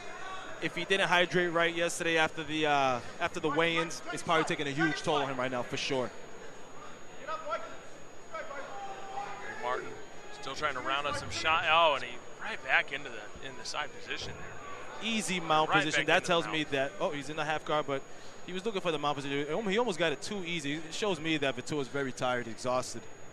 He's just getting frustrated. Every time he gets something going, just right back down. For sure. That's going to be the story of this fight. And like you said, he's just going to have to improve a little bit more, like you said, on the jiu-jitsu. And if you're going to be that type of fighter, get a better sprawl. I mean, just be able to handle yourself and take this thing back up to the feet. He tried to go to the ground against a superior ground fighter is what it seems like. And he defended well, so what he really needs to do is not hang his head, go back in the gym. Yeah. And work on throwing up submissions. Don't just sit there and be comfortable in the guard all day taking shots. You need to try to throw some submissions up there. Yeah, make him work for it. For sure. Craig Martin, though, making a great impression here at the AFC. You know what? It's a doing tough what fight he has to to it. do.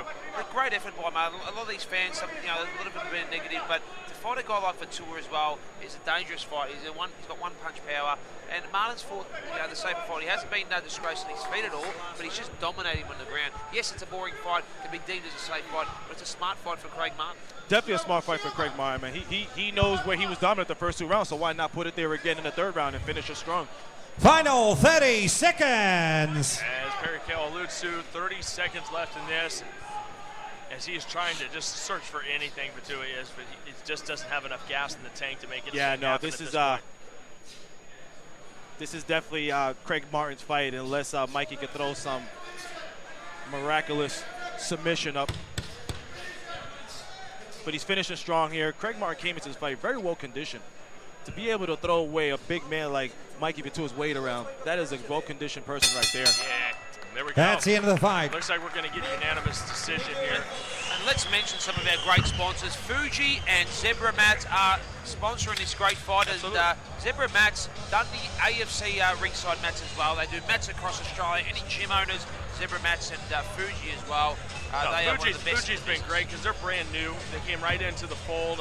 They're kind of a last-second. A big thank you there to Bet Easy. Don't forget, guys, you can bet on the fights live. Simply see best, the Zebra Mats. Are you offering up food to the referee? Is that what you're doing? He was looking at this platter like he wanted to wrestle me, and I just seen Jose give him a stare of death. Once again, it looks like we're going to have a unanimous decision victory here.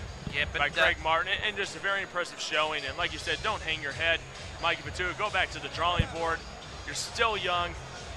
Get better, because he really is a beast. AFC number 6 continues to get better and better as we await the middleweight semifinal. A big thank you there to Bet Easy, Fight Magazine, Pump Fuel, GNC. Let's go to the official decision here with the one and only Perry Cale.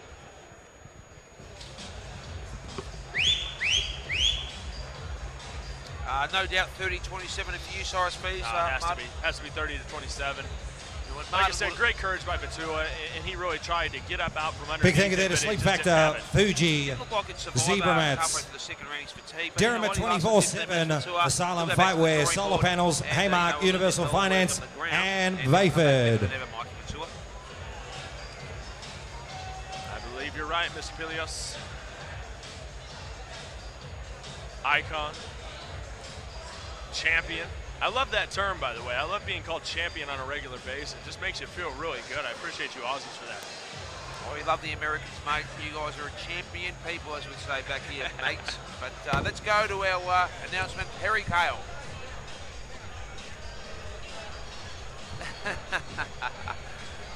Beautiful. Centering once again, Perry Cale. Thanks very much. Proudly brought to you by Fuji and Zebra Mats. Ladies and gentlemen, after 3 rounds of action, we go to the judges' scorecard. Shane Byrne had a 30-26. Albert Chen had a 30-27, and Diamondale Westerman had a 30-27. Your winner by unanimous decision, red corner, Craig Martin. Craig Martin, great win, and he was primed for this fight. And Jose Lopez will interview our winner, Craig Martin. Congratulations, Craig Martin. Everybody, give it up for Mikey Vitua, man. He fought a good battle, right? Craig Martin, you guys are both known as brawlers, but you control the ground game a lot, just throwing his weight around. Tell us a little bit about that. Yeah, I knew Mikey would have I come in yesterday about 74 kilos. Mikey come in close to 79. I ate all day yesterday to try and beef up a little bit. I knew he was going to have at least 8-9 kilos on me. So I thought if I can get on top, save him on top of me, I'd go that way. Yeah, you look really strong on top there, controlling the top game all 3 rounds. Everybody, give up for Craig Martin right here. Congratulations. Hey, guys, take advantage. Go over to beteasy.com. Place your bets. Take advantage of that. And All right, there we ladies go. And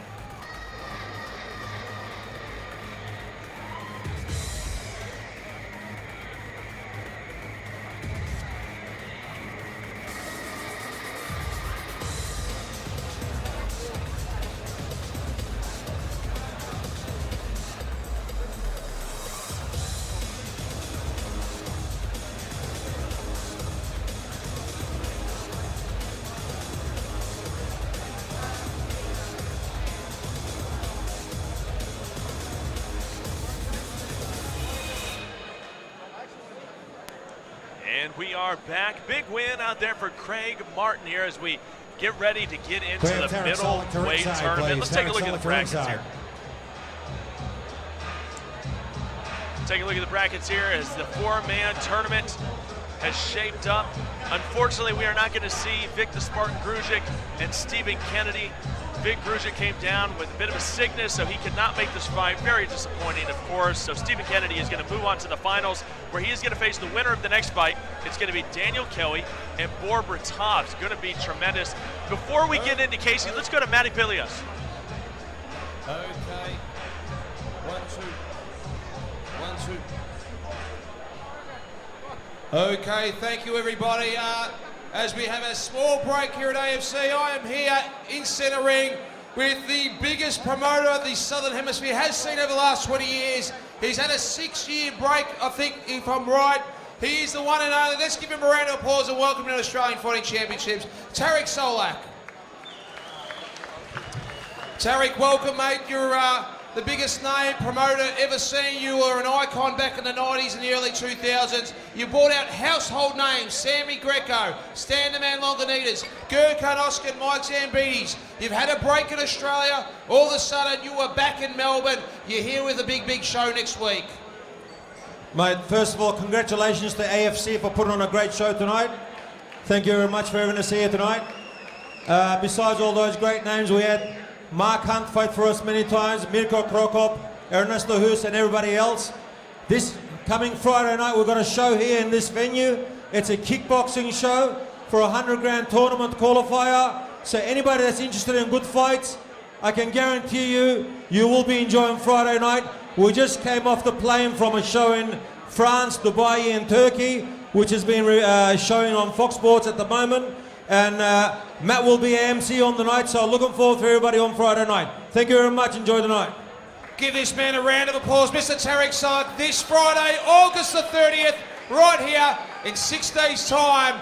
Come here, enjoy Tarek Solak's night. We'll go back and thank you. Don't forget, Bet Easy, right in the corner here, are taking bets on all the fights here in the AFC. Go in there, bet on Bet Easy, and bet on our last 3 or 4 fights. Thank you.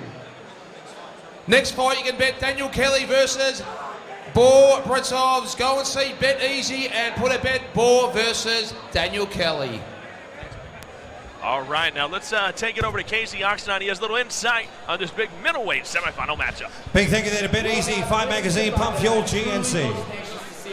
We've seen time and time again the pressure that the Olympic judoka Daniel Kelly brings into the ring. Of course, he has those tremendous grips and the takedown ability, but even when he's raw, Kelly keeps pushing the pace. And while the fans only got a glimpse of his opponent, played Bor Bratov in his last outing here in the AFC, it's very clear that this guy has lead inside those fists. He finished off Rick Alshin with a sick knockout in less than 30 seconds, and will no doubt be looking to do the same with Kelly. It's pretty simple for a game plan right here. Kelly needs to keep his chin down and find that clinch work that has carried him so far. Bor needs to do more of the same. Find that range and deliver some bombs. This one has the potential to go so many ways, and I literally don't know what to expect. And there you go. Thank you very much, Casey Oxendine. And let's take a look at the tail of the tape here on this fight between Mr. Daniel Kelly and Bor Bratovs. Semifinal matchup here in the middleweight tournament. as you see the age advantage going to Borbratov. Height about the same, reach about the same, and then you look at the experience going to Bor barely, but Daniel Kelly just so tremendous, and here in the AFC he has been flawless, and this is just truly an amazing matchup. It's going to be unbelievable. An ex-Australian judo medalist as well in Daniel Kelly. He's a local boy here, trains 4 kilometres from this very own place, and fighting a person right on the other side of the world. It's just an amazing fight here in Melbourne. And how about of our sponsors here? Let's get those in before we get started here. Dermot Gym, 24/7 Gym. And Sleep Doctor. And Sleep Doctor. You got to love you They some looked Sleep after Doctor. you last night in your hotel, Sleep Doctor. They bought They the really sports did. mattress as well. But Dermot 24/7 have got the biggest gym in the Southern Hemisphere, just to let you guys know, and potentially in the world. They've got a cage. Ball last night was yesterday Dale was training. He's been in Australia for a week. He's used the great cage there at Dermot 24/7. Our odds on beteasy.com.au just quickly is Borbratov, surprisingly, is at $2.70. An outsider versus Daniel Kelly at $1.50. How does that go to you guys who would know a fair bit about mixed martial arts, Ball being such an underdog to Daniel Kelly, who is still only a year and a half in mixed martial arts? Yeah, it surprises me a little bit. You know, Bor just has a really big pedigree coming out of that Eastern Europe through the WFC and all those great organizations over there. But Daniel Kelly, I mean, he's a judo Olympian, and I think that goes a long way in the eyes of the odds makers. For sure. Hopefully he can throw in some good judo throws and impress the crowd and show the bettors that one day you'll have to check the highlights to see where he flew over the top. Just absolutely amazing. Exciting, let's go to Perry Cale exciting. and let's get this fight underway. Welcome back, ladies and gentlemen. Bout number 5 of the evening. 3 by 5 minute rounds, 84 kilogram weight division. Introducing first from the red corner, fighting out of West Meadows, Daniel Kelly.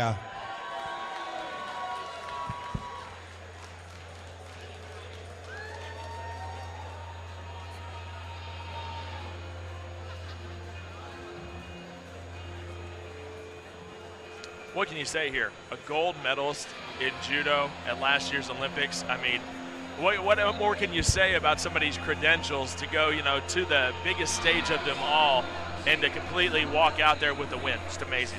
Yeah, it is, and this Daniel Kelly, as I drink my Tap Out energy drink right here, he has got a lot of fans here. He's got his new gym in Footscray as well. He's a family man. He's an ex-Australian Olympian.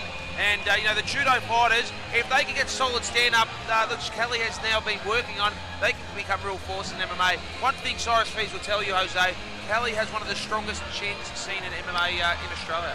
Let's see it tonight. I am excited to see him put his handiwork to work. Yeah, I call him Ironhead, but he doesn't like to be called that. But, I mean, what can you say? He leaves those hands down, and that could be trouble in this fight because if you watch Borbratov's last fight, I mean, he ended that thing very quickly with a huge right to the chin, and if he leaves it open, it could be the same result for Daniel Kelly. So obviously he's going to be prepared for that and try to close the distance and take that thing to the ground. Yeah, definitely, and Danny Kelly just coming out with a bit of Aussie music, guys, and I can see a baffled look on both of your faces here. Yeah, it's not up my alley. I'll be honest with you. I'm more of a 50 Cent fan. And this fight is going to be, once again, we're live on Epicentre.tv. Anyone watching, please SMS your friends, Facebook and tweet them. We've still got some big fights after the Danny Kelly fight. We've got Peter the Bulldog Davenport taking Sean Wilcock, and our co-main event, Robert Lucida versus Rodolfo Marquez, and who can forget our lightweight title between Nick Banjo Patterson taking on the champion, and Daniel his Walker. opponent, And here we by go. way of Slovenia, please welcome Bob Ratovs. That's right, the big Slovenian Borbratovs looking to continue his trek towards that AFC middleweight title. Now, I'm good friends with the promoter from the WFC, and that's kind of how we made this thing happen. Slatko Mahic, a great man, and he sent Bor here, basically to take that title. I mean, no bones about it. He came here to win. I've talked to him a number of times coming into this fight, and that's Bor's manager, and he said he must win. He's not, he doesn't hope to win. He will win. So he's very confident, and sounds like a lot of confidence to me. I've got to admit, the AFC too, the Slovakian, to have him here, he's such a gentleman as well. Oh, Very absolutely. quietly spoken. He's been here for a week, and he's been nothing but a pleasure. I know Adam Milankovic is extremely happy to have Bohr fighting in the Australian Fighting Championship. No doubt, yeah, he's just a true professional, no doubt about it. As we see Brian Armatruda, the owner of the great Melbourne Pavilion, join us here at AFC 6 as Borbratov, the Slovakian, comes out of a very small Eastern European country. Not really, I suppose, a lot of Slovakians in Australia, and probably the reason why too Bohr is such an outside favourite here and not being huge with the punters. So. But just such tough fighters over there in Europe. I mean, you've seen it just time and time again. These guys just fight the top level fighters over and over again. I mean, just really war-tested fighters over there in Slovenia, the WFC, and all those great organizations. And with the OD middleweight semi-final today, one of these fighters will be going in with Victor Spartan Grubjic. No, Stephen Kennedy. Sorry, Stephen Kennedy advancing, and Victor Spartan Grubjic, being sick and pulling out. One of these fighters will be taking on Steve Kennedy in our main event as Bohr comes into our ring, and he has got an extremely focused look on him. Bratov is extremely heavy man, and he's a big individual once again in this middleweight tournament. Here we go back to Perry Cale. That is a big 185er right there. Bout number 5 of the evening, AFC 6 live on Epicentre.tv. 3 by 5 minute rounds, 84 kilogram weight division. Proudly brought to you by Durham at 24/7 and Sleep Doctor. When the action begins, our referee in charge of this contest is Mr. Greg Glingens. Firstly, tomorrow, fighting out of the red corner, training out of the Brazilian's gym. Official weight, 84 kilograms even. Standing 6 feet 1 inches tall. This man is a discipline in judo. Tonight, we're in the white and black Hayabusa fight shorts. Undefeated. 5 fights, 5 wins, 3 by way of submission. Representing West Meadows, please welcome Daniel Kelly. Once again, a mistake there on his record. And his opponent tonight fighting out of the blue corner, training out of the Rupert Gym. This man is a discipline in boxing and BJJ. Official weight, 83.9 kilograms. Standing 6 feet 2 inches tall. Tonight wearing the grey shorts with a black trim. Official fight record, 11 fights, 8 wins, 4 by way of submission, and 4 by way of knockout. Please welcome, play Bob Bratov. Standing ovation for the Slovakian. Slovenian, excuse me. And Durham at 24/7. You can't bet on this fight, ladies and gentlemen. Straight on Bet Easy live. 7 out of 8 of his wins. Look at this stare down. But very respectful. Yeah, absolutely, you're right. 7 out of 8 wins here for Borbratovs have been finishes. 4 of those KOs, 3 submissions. So he comes in to finish fights. He doesn't like to play around. He gets some decision win. It is electrifying here. AFC 6 middleweight semi-final. There it is. Right out of the gate, trying to go into the clinch. That's what he's looking for. He wants to get that judo toss. I talked to Bohr about this. I said, are you worried about the clinch? Are you worried about the judo? And he's not. He feels very comfortable with his own skill set. He's a very experienced fighter. He's fought very high-level fighters. So, yes, Kelly's an Olympian, but in the MMA world, Bratovs is in a different category. He does. You're absolutely right, and he has more experience. 8-3 going, he gets 4-0. I mean, he's been in deeper waters. He's been with possibly some tougher opponents as well. This is a guy that actually went and fought Minowa Man in Japan. I mean, that is huge. I mean, he wasn't successful in that, but that was a big-time experience for him, and I know he learned a lot from it. Very disappointed that he didn't win that fight. And Bratov really showing how good his takedown defense against an Olympian judo fighter. So generally, but Kelly would have taken most people down within 10-15 seconds. For sure. He would have threw a hip toss or something by now, but Bohr's definitely probably feels that hip strength right now, Daniel Kelly. Oh, man, we remember the war from AFC 4 with him and Fabio Caleb. I mean, one of the best fights I've ever seen. Where Fabio lost a couple of points and Kelly got that victory. And this is what Bratov wants. His shots, not a whole lot of power on his shots. And here we go. Right in front of us. We have seen Daniel Kelly take his opponent over the top rope onto the crowd. So that is completely not, that's definitely a possibility. That knee would have hurt Jose. For sure, that knee definitely found a home. I hope he's not positioning him for a dive right over the top of his ropes. He is right in front of us here, taking control up against the ring ropes. Kelly now really looking to try to maneuver some sort of judo toss for sure, Jose Lopez. And this is the problem. He's trying to look for a hold, but he's finding his arms being wrapped on the ropes. This is the problem here with fighting MMA in a cage and a ring. And here we go. And on top. Oh, he's got his back. Oh, but he's too forward. But he's too high. He's too high. Off. Nice recovery. Nice recovery by Bohr. He is back on his feet, but Daniel Kelly back in control. Very smart by Daniel Kelly. Bohr looking to pummel in with that right arm. He finds it. Does.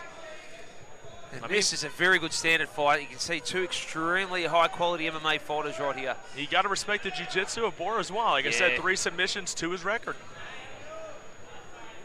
Loves the finish, Bohr Bratov. There it is. Ooh. Daniel Kelly looking to get it to the ground. He wants to get this thing to the ground. Possibly work Bohr some submission games. Nearly 3 minutes, guys, in his first round. Short Beautiful shot. elbow by Bohr.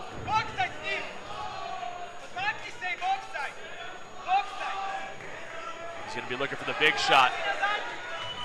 Right down the good middle. combination. Oh, and he's hurt him. And Get those hurt him hands really up, bad. Mr. Kelly. Kelly's in trouble. Beautiful knee by Bohr. Daniel Kelly is in a lot of trouble in this corner. Bohr Bratov is His chin is raining way too shots. He landed at least 7 to 8 shots on Daniel Kelly, but they call him Iron Head, Iron Jaw because he can take those shots and keep coming. Oh, and it is that judo sweep. We spoke about it. He got hurt, and he has maneuvered it absolutely beautifully. But That was Bratov beautiful. back That up was so beautiful. quickly. Right back to his feet. I mean, you knew it was only a matter of time until he got a throw in. I mean, that's just what he does. But the thing is, once he gets the throw, what can he do with it? You know what I mean? Correct, Right. He doesn't have a direct advantage on the ground game against Bohr Bratov's. Bratov's just showing how well-rounded he is. I mean, to get up that quickly against a gold medalist judo Olympian is amazing. Ooh, look at that. He got offended by that shot, and Bohr come back threefold with that big hook. Guys, I don't know if it's me, but Bohr looks to be breathing heavily. I don't know. He's only been in Australia for 6 days, but just this early in the round, his mouth is open, but it has been a fast pace, and he's landed some beauties there again, which forces Kelly to go for another takedown. How do you see this one? He is breathing through his mouth, though. I agree, Matty. He is definitely feeling some fatigue here. I was questioning the nose strip there at first, but that told me right away that he's probably going to be suffering from conditioning. Yeah, for sure. And he's going to go for another throw. It looks like he's trying to soften him up, trying to go for another throw. Ooh, But and Bohr looks like Bohr trying to give Daniel a taste of his own medicine. Trying to challenge the Olympian as Bohr Bratov's play Bohr.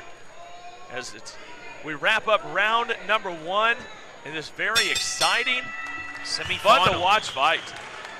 And taking away that great judo throw from Daniel Kelly, it was really mostly Bohr Bratov's who really dominated most of that first round, other than the scrambles that we did have for a position. Bohr Bratov's just 8 or 9 punches he landed were very, very strong. Here's the difference right here. I'm looking right next to us is Bohr Bratov's. He's up against the ropes. He's having to hold himself up. He's very tired. Daniel Kelly not showing a whole lot of fatigue right now. Yeah. If I was Daniel Kelly, I'd be looking at the other side of the cage and I'm like, now I'm really going to push the pace and try to test Bohr's condition in his heart. Yeah.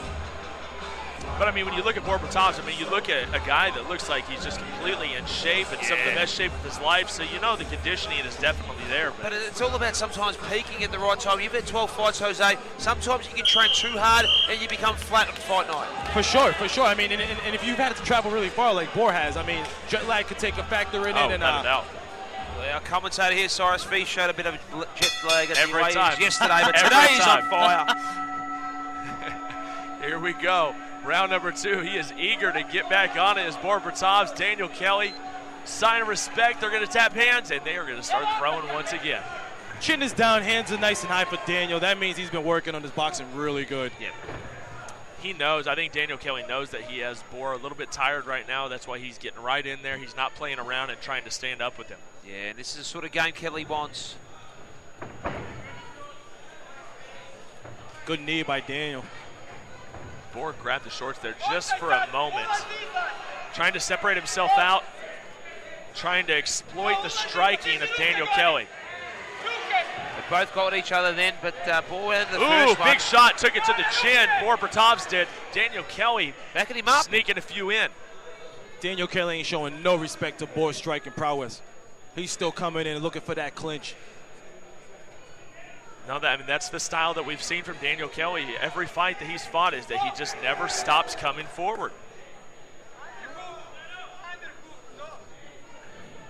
And Bertovs here really struggling just with his fitness, and this is exactly what Kelly wants this round. Trying to wear him down, Jose. His mouth is open, Cyrus, and going for that left hook, straight and left hand by Daniel. And punches that weren't getting through in the first 3 or 4 minutes are starting to break through Bor's fighting defense.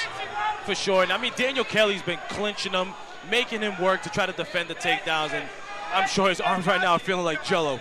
You know, and I think Daniel Kelly's showing a little fatigue right now, too. Yeah, they are. They're both big middleweights. They're both trained very hard, and they're both throwing some heavy leather. Oh, no! Daniel Kelly dropped him! Daniel Kelly drops him to the ground, and Bor Bertovs is on Dream Street. Daniel Kelly with an emphatic knockout. He moves on to the finals against Stephen Kennedy, and Bor Bertovs goes down hard. And showing some class, checking on his opponent, making sure he's all right. Oh, that was just a very dangerous shot there, and Bor Bertovs is hurt right now. I got to tell you, when he looked at him coming into this round, he knew he was tired, fatigued, and he knew he had to come in strong. Well, you know, and then we watched it. It seemed like Kelly was starting to get tired too, but he reached down and he got there, went into fifth gear, and just he peaked at the right time. Who would have thought there would have been the striking that was going to take him out? The grappler beating the striker at his game. Very valiant performance by Bor Bertovs, who has definitely won over the fans here in Australia. But Daniel Kelly, the hometown favorite, he is right here from this area. And once again, he just steps up to the plate. The man has been working on his boxing. Unbelievable. He just continues to impress here. I mean, you just never know what to expect out of him. Now he moves to 6-0. Finals for the title. There was a time after AFC 4, Jose, where he said he might not fight again. His wife didn't want him getting punched in the face a whole lot. Well, now I think it's a foregone conclusion. That's what this man is meant to do. Yep, this guy has got a second win in his career, so I want to see more of him. Yeah, well, and you're going to AFC number 7, just a few months away. We'll be having it right here on Epicentre.tv, most likely right back here in the Melbourne Pavilion, as it will be Daniel Kelly taking Stephen the Steamroller Kennedy. Ooh, that's going to be a classic. Congratulations, Daniel.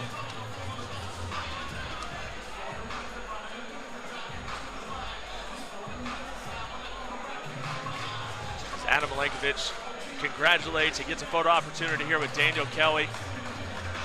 Truly one of the centerpieces of the AFC product right now.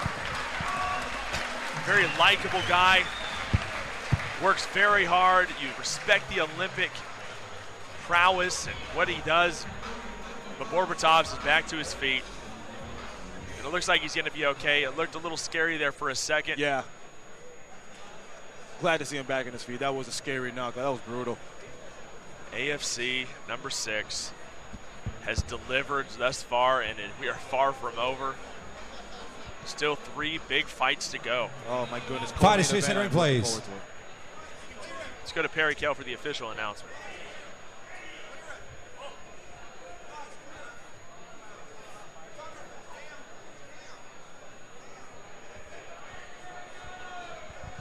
Ladies and gentlemen, referee Greg Glingens puts a stop to this contest. 1 minute and 42 seconds into the second round. Your winner by knockout, Daniel Kelly.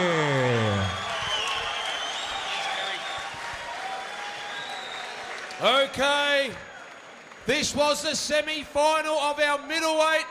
Let's give a round of applause all the way from Slovakia, Bor Bertovs. He travelled 26 hours, and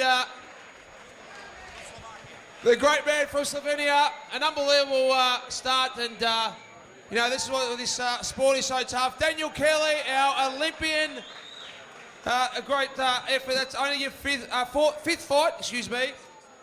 Third in the AFC. You have been a household name since you come here. You've opened up a gym only 4 kilometres from here. You fought a guy who knocked someone out 30 seconds last time. He's got heavy hands, but you just wore him down in that last minute of that first round. He got fatigued, and despite that great judo throw, but in the second round, you really got on top of him and hurt him with a devastating knockout. Yeah, first of all, I'll thank my wife, Maria, Resilience Training Centre, the new gym, Debbie Hill's my business partner. I want to thank Andy, Trail and Dave, Keith and Cam. Also, this time I had help from Dan Carter, Brett Franklin and Richard Allen, Mango. Those guys helped me a lot because Andy was on holidays. Absolute for letting me be there once a week. Same with Dominance as well. It was very good. Now we've got this guy here who's been talking a whole heap of shit about me, mouthing off. Now he's got his wish. I knocked the guy out tonight with heavy hands. I've still got no boxing, pal. Is that what you're saying? We'll see. In November, I'm normally pretty calm and cool. Come November, I can't wait. I can't wait for November to get my hands on him. I can't wait. In November, either you or Stephen Kennedy will become the AFC Middleweight Championship champion. Adam Milankovic did a massive getting you inside the AFC. You're a judo Olympian. You'll now be opened up a mixed martial arts gym as well around the corner. Resilience Training Centre, come down, guys. We do everything. Everything. Daniel Kelly, what an unbelievable win. But we're going to go to Steve Kennedy, your opponent. Steve Kennedy, Drew Leak, is now in our grand final. Is now in our final in November for the AFC middleweight title, fighting a Daniel Kelly who had some very stern words to say about you, Stephen Kennedy. Oh, that was probably the worst fight I've ever seen. Who agrees? Yeah, my opponent Vic Grujic tonight came down with a chronic yeast infection. He couldn't fight me, so I couldn't show the guys what mixed martial arts is all about. That was terrible. You can't just hug someone up against the ropes. Borbatovs, really? I can't wait for November. It's going to be a really, really quick, violent fight. And that's enough now. This is my town. You can go. Okay? We'll wait for November. Ready to go. Thank you very much, AFC. Resilience Training Centre. I love you, wifey. Okay. We've got our major sponsor, our owner of Derrimit 24/7, Nick Solomas. These are two guys that are going to fight for the AFC title. You're sponsoring it, the middleweight AFC title in November. You must be excited sponsoring probably the biggest grudge match the AFC has ever seen. Yeah, this is awesome. Credit to you guys for putting your show on. The spectators love it, and awesome fight. You've got the biggest gym in the Southern Hemisphere there in Caroline Springs. I think about 1,000 people can train there at a time. You've got the new MMA cage, the new roll-up match. What do you want to say to the MMA market about Derrimit 24/7? We're going to be bigger and stronger next year. Thank you for sponsoring the Australian Fighting Championships. Everybody, round of applause. Without the sponsors, we can't have these nights. Mr. Nick Solomas, thank you. And Adam, you're the AFC director. The tournament that you actually came out with, you planned this tournament to be a long-term Australian Fighting Champions innovation. We have got 2 unbelievable title fights coming up in November. We do, mate. We're all excited about these 2 fights, and I think the crowd's going to follow. I want to watch these 2 fights come November. But it's good to see the crowd coming along and enjoying the fights. And again, come November, we'll see you all again here. Thank you. Give a round of applause, our director of the AFC, Mr. Adam Milankovic, who's put this unbelievable card, and we still have 3 more big fights. Don't forget you can bet on our fights on beteasy.com.au. Just in front of the bar there.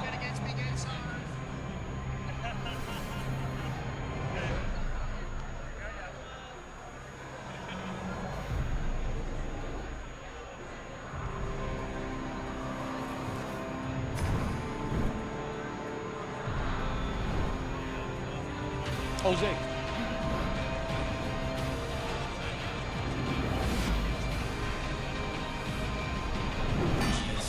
Respect yourself. And we are back, AFC number 6 here live from the Melbourne Pavilion, and we just saw an absolute Amazing knockout from Daniel Kelly. Once again, stepping up to the plate and finishing his opponent. And big props to Bor Pratap for stepping up here and making his way through the tournament. But it is Daniel Kelly that stepped up and really made some waves here. He's going to be facing Stephen Kennedy. And Jose, let me holler at you for just a second here. How about this Stephen Kennedy-Daniel Kelly matchup? Stephen Kennedy had a lot to say. You know, he wasn't quite so animated last time. This time, I mean, there was no love lost. I mean, he didn't care, you know, what the crowd had to say or what Daniel Kelly had to say. You know, he was trying to steal Daniel's spotlight, his shine for the moment. It wasn't happening. Daniel took the mic, told him to go home, and I'll see you in November. Yeah, I mean, just a little bit disrespectful, but, you know, the guy has a ton of confidence, and he's selling the fight. He is Bottom line, that's what it's all about, am I right? Definitely, you're definitely right about that, but the man just won by a good knockout. Don't try to steal the man's glory there, you know, by putting a show on. What did you guys think you of were right Steve Kennedy? Well, that's what we were just talking about. Goodness! So what do you think about that? You were right in the middle of all of it. How about the tension between Kelly and Kennedy? Kennedy's definitely fired up. A very gentleman Daniel Kelly, who's very hard to get under his skin. Probably, look, maybe a slight lack of respect by Kennedy, but he's playing the game. You know, he's trying to get Kelly already not thinking about things, distracting him. Maybe it's a strategy from Stephen Kennedy, but definitely Dan Kelly is the real deal, and he's the most improved mixed martial artist, you just have to say. While we are actually waiting, ladies and gentlemen. I agree. He just continues to get better, and we're about to move on here to Peter Davenport and Sean Wilcock. Let's talk about the sponsors. Oh, hold on. Before we do, speaking of sponsors, turn that can around. We don't need to look at the nutritional information. Tap Out Energy Drink. That's called Tap Out Energy Drink right here. And when I'm tired, I like to give tiredness a little triangle choke. That's right. I like to give fatigue a little rear naked choke with the Tap Out Energy Drink. Oh, it tastes tremendous. What flavor you got? What flavor do I have? I don't know. I got the original. I got the blue-colored sort of berry. Wow. God, I just got a bolt of energy there. Tap Out Energy Drink. Check them out. Our sponsors for this fight, Asylum Fightwear and Fight Magazine. Asylum Fightwear, the Fighters Hub guys, Dwayne and Josh, unbelievable stuff. You buy it on the afcmma.com.au website. Look at asylum.com.au. They are the best fighting gear in the country. I agree. They have a great product. And then, of course, our great friends there at Fight Magazine. And we're going to move on here to Peter Davenport and Sean Wilcock. And let's get the tell of the taper up here for this one. And we'll get the great Perry Kale just after we go through this tell of the tape to introduce these two guys. And Peter the Bulldog Davenport, possibly the biggest following in Melbourne in MMA. You got that right. I mean, guys had one fight. I mean, he is right before the co-main event, and he has an 0-1 record. That just shows what kind of fan following he has. There's a ton of Bulldog fans out here. Both guys 30 years old. Height nearly the same, reach nearly the same. Wilcock has a win. Davenport has a loss, but Davenport has a huge boxing pedigree, kickboxing, a tremendous striker, and he is looking for revenge. And you know that there's so much pride out there to get a win over Doc Wilcock. 200 people out of the 1,400 here, are here for Peter the Bulldog Davenport. Massive effort. Absolutely. What do we got for the odds over here for this fight? Odds are Sean Wilcock $2, Peter Davenport $1.70. Let's go to the great Perry Kale. All right, folks, welcome back. Bout number 6 of the evening. Thank you, Mr. DJ. Our next contest proudly brought to you by Asylum Fightwear and Fight Magazine, formerly known as Inside MMA Magazine. Get it out now at all leading news agencies. Introducing first from the red corner, fighting out of Geelong, please welcome Peter Bulldog Davenport.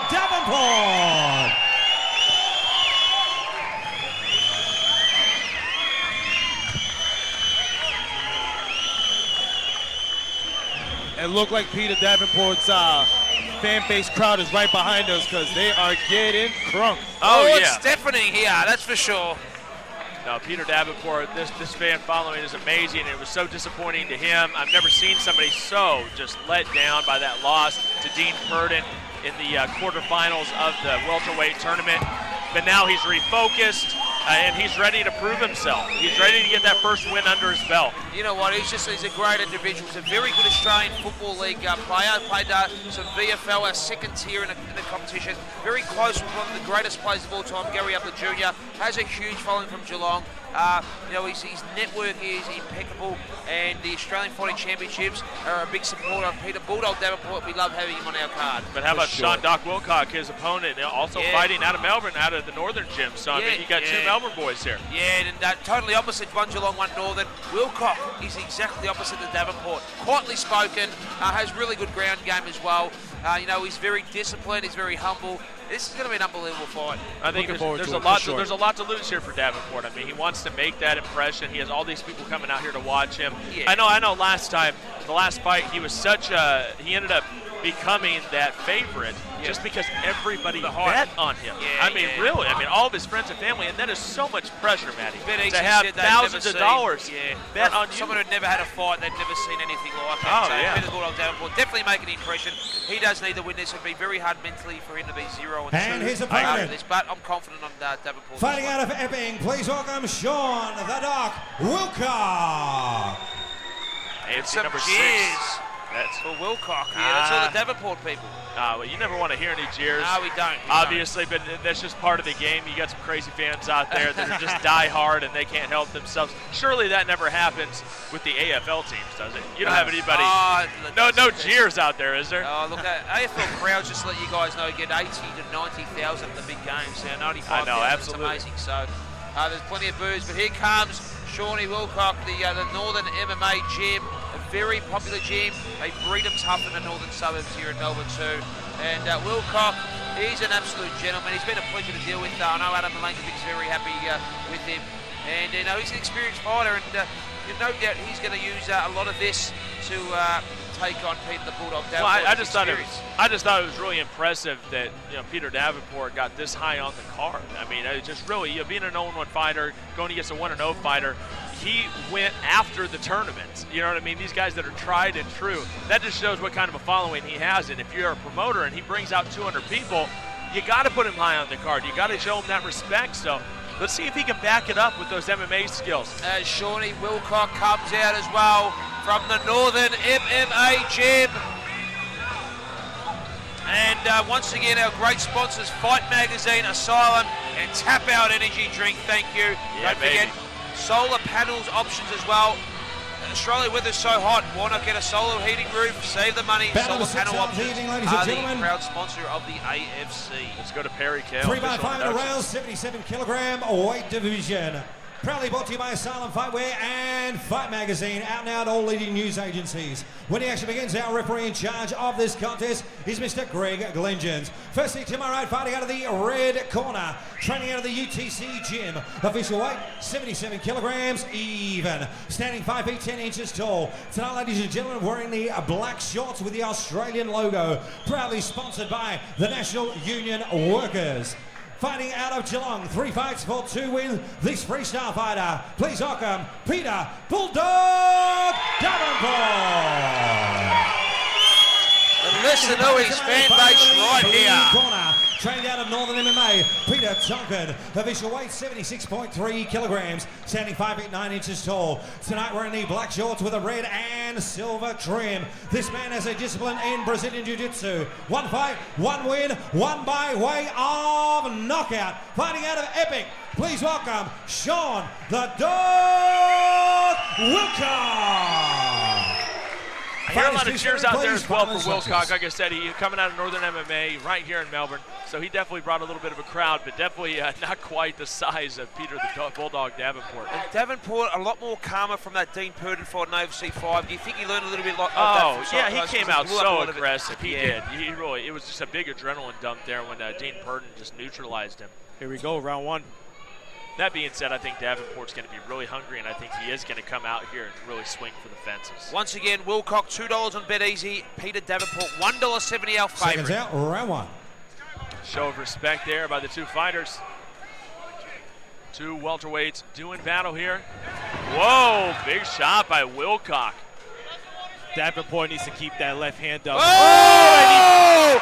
Peter the Bulldog Davenport! Unbelievable finish. John Wilcock. What a knockout by Peter! Peter Davenport just runs through Sean Wilcock. Unbelievable! He meant business tonight, didn't he? What a statement! His crowd is going by nuts. Peter Davenport. His fans are going nuts. Unbelievable. It really was amazing. Peter the Bulldog Davenport shut all the haters up with one solid punch. And it was Wilcock who had the early takedown, but that big hit from Peter Davenport He has got genuine power in his hands. Oh, We didn't get to see that against Dean Purdon last time. No, you didn't get to see it because Purdon neutralized it. But Peter the Bulldog Davenport shakes off that loss. It comes through with a huge victory, big striking victory, and I think we have a huge future with Peter Davenport. And Sean Wilcock, all the credit in the world. He looked good early, but he just couldn't quite match up. For sure. I mean, man, Davenport, unbelievable. He came in here meaning business. He wanted to finish it. He knew he had a strong fan base coming in tonight. He wanted to finish strong, and which he did. Do you think that Matty was a little excited about that one? I think Matty was a little excited. I think I blew my eardrum because of this earpiece here. Wow. Well, he's an AFL man, you know. That's what he does. He's our local AFL correspondent, identity all throughout Melbourne. Everybody knows Matty, and he has a great relationship with Peter Davenport, so you know he's very happy and very excited to do this interview. For sure.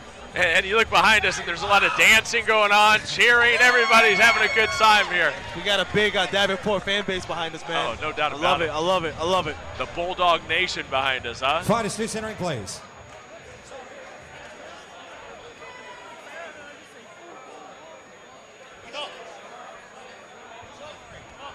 Ladies and gentlemen, referee Greg Lingens puts a stop to this contest 21 seconds into the first round.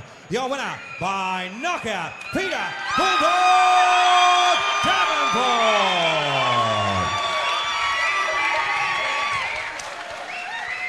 Peter Davenport, the Bulldog. Give him one more round of applause. Pete, it's been a long, long time coming. Adam Milankovic, who recruited to the AFC, myself, but people who know you, we know how hard you've been working since you've come to the AFC. You had a disappointing loss last time, and we know how shattered you were. You trained hard as ever. You got one of the biggest followings for a new fighter in mixed martial arts history. It's amazing. And all the hype about Peter the Bulldog Davenport now is just showing you the real deal. An unbelievable left-hand knockout within the first minute. Congratulations. Firstly, I actually want to apologise to Dean Purdon because I left when I shouldn't have in the first fight. It's not me. I apologise to the fans, to him. It was disrespectful. It's not good enough. But now, now I worry about now. Yeah, it's a win. So we've got to keep working hard. It's only one win. I'm not stopping with one win. Thanks to Sean Wilcock. Much respect. You know, I'm here for the long haul. Yeah, get used to it. Great to hear you've got an ex-AFL background as well. You've done a fair bit of boxing too. So what did you change in your camp this time? You've got one of the best camps we've ever seen. You've got so many supporters. You've got conditioning trainers. You've got boxing coaches, wrestling. What did you change this time around? This guy and Zane, they're at the front of my team. And then these guys they just back me 100%. So I just train, do what I get given, work hard and learn. I mean, I go to UTC in Sydney and I love it there. Mate, honestly, I just love it. It's a great place to be. I stay there 8 to 10 hours a day because it's just so much fun. So, I love these two guys and just thank the National Workers Union as well. We've got some good sponsors on board, Auto Express, Geelong Motorsport, Robinson Wouters, all those guys. So, really thankful. Pete, you've got a massive network that a lot of MMA fighters would die for. You know, we've got one of the athletes here. You've got a lot of sponsors, a lot of friends. What do you say about your huge network, your social media profile? You must be very humble to have such a great following. Yeah, and Adam Milankovic too. I forgot to thank him. I'll thank him or whatever. But I've got a good following, and I just want to build on that. And I've got to be upfront, honest with guys. I'm here to work hard and get more wins on the board, and let my actions do the talking. So, well, Peter the Bulldog Davenport will be at our after party tonight at Bridie Row Rollies. I reckon Adam Milankovic will get out his credit card and look after you tonight, Peter. We want to see you back at Bridie Row Rollies, our official after party with the 300 people that you brought here tonight. Congratulations. We'll see you at AFC 7. Peter the Bulldog Davenport.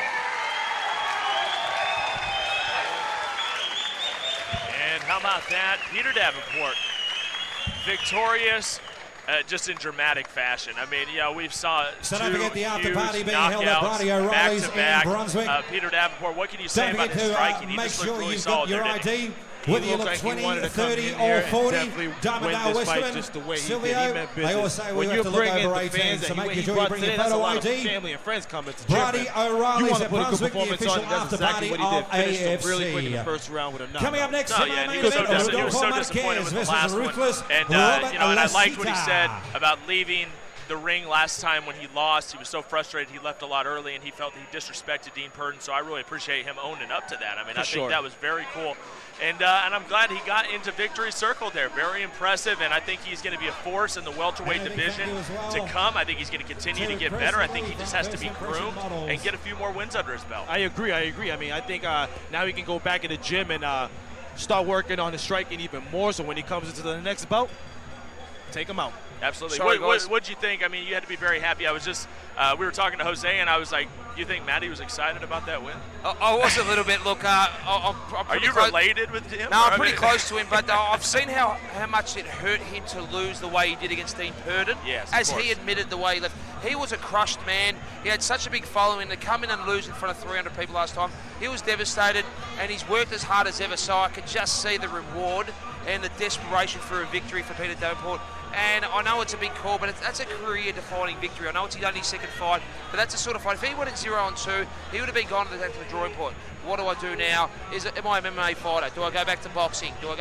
I think a Peter Davenport win there is the best thing for a longer career to a bloke who is still learning the mixed martial arts trade. Yeah, for sure, man. I mean, you always got to train hard and leave it out there. You don't want to question yourself when you go into your fight. So maybe from that first loss, he questioned himself. And have a look here in the crowd of 250 AFL games. One of the greatest ever, Barry Hall here at AFC 6. And he was one of the toughest Australian Football League footballers. And great to have Mr. Barry Hall here, the ex-Western Bulldogs champion here at the Australian Fighting Championships, as well as Nathan Ablett, a close friend and some good media personality as well here in our crowd here at AFC 6. One of the toughest sports that I've ever seen. I know you're still kind of schooling me on the AFL, but I'm learning, and I love it every time man, that I I'll tell you, watch. mate, he could fight, but he was an extremely physical player. I agree. Well, here we go. We're going to get into our co-main event, and one man that has some insight in it is on via satellite back in the USA. Let's go to Casey Oxendine and see what he thinks. Bandit. Now this matchup between Rob Lasita and Rodolfo Marquez showcases two of the most pedigreed competitors on the AFC roster today. Lasita, of course, is a man that needs no introduction to the Aussie fan base. He's tremendously popular and can back it all up. He holds victories over top talent like Rory O'Connell and even secured a decision win over AFC lightweight champ Daniel Hooker back in 2010. He is very dangerous in the striking range, but the record of Marquez is also nothing to scoff at. He has 14-2-1 with wins throughout Brazil and Asia, and even with the distance with the 1FC monster Viviano Fernandez. Everyone needs to be locked in their seats because this one is going to be epic. Thank you very much, Casey. Always providing the insight there, and we can't wait to have you back here for AFC number 7. I miss his beard, I must admit. Excuse the bad jokes here on Epicentre.tv, but Casey Oxendine, one of the best beards, not just in Australia ever seen, I think the world's ever seen. I think you have a crush on his beard. That's what I can't grow a beard if I try. Oh, there you go. There it is right there on the screen again. It really is a work of art, isn't it? I get to experience that every day firsthand. His beautiful wife, Jennifer, I don't know, I think she must carve that beard because he's got some extraordinarily weird shapes in there. He's a very good-looking man, Casey Oxendine. Great to have him here across in America.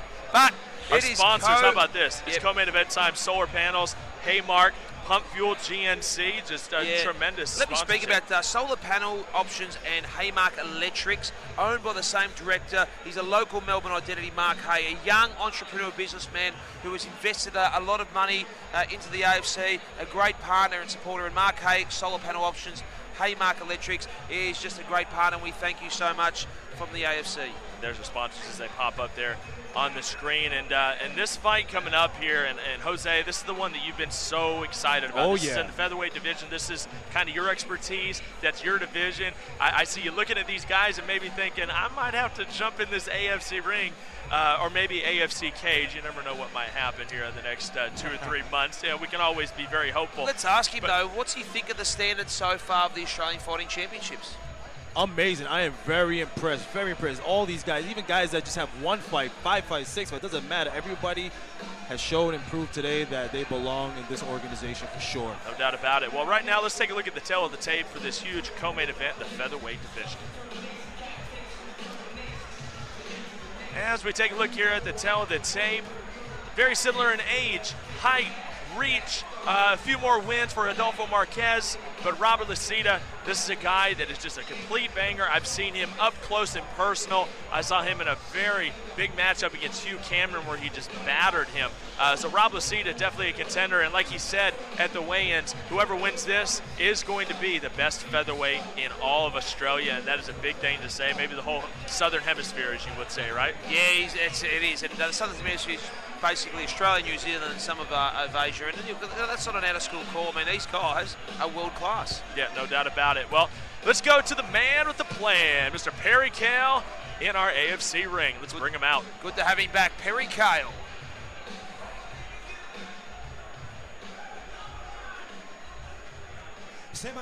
Semi-main event of the evening, ladies and gentlemen. Proudly brought to you by Solar Panels and Haymark.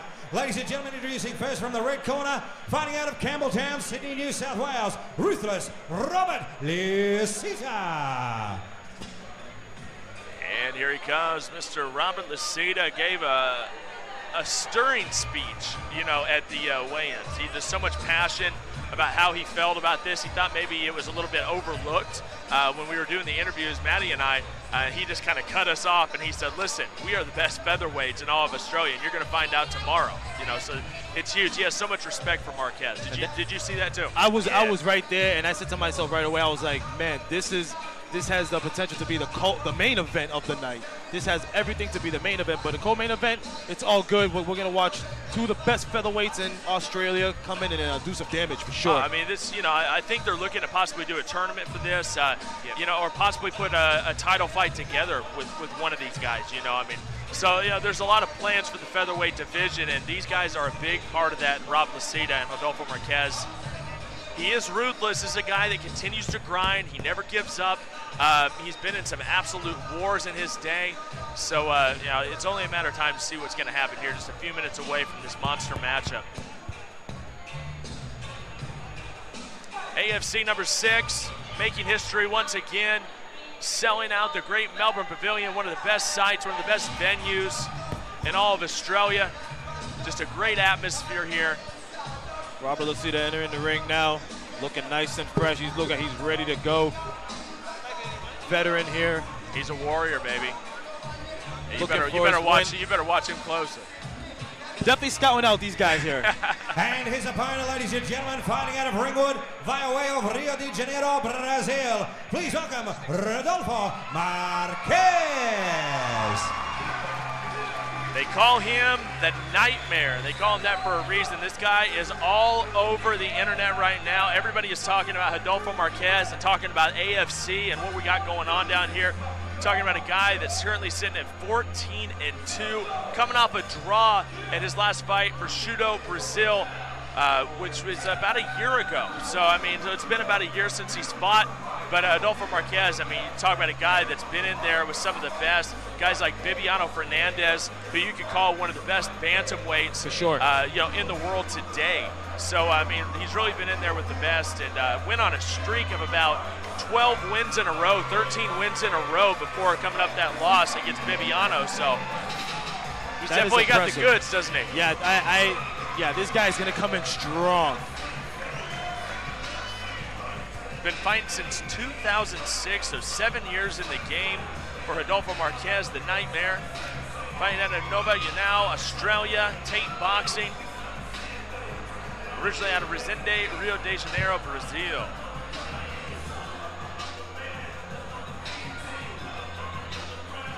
Ruthless Rob Lucida awaiting his opponent here in this big co-main event of AFC number 6, the Australian Fighting Championship, continuing to prove themselves as the elite organization of the continent of Australia.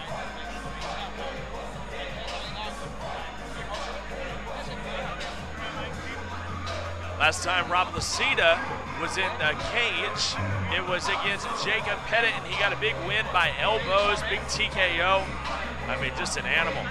He couldn't continue to the second round, man. Those elbows are lethal.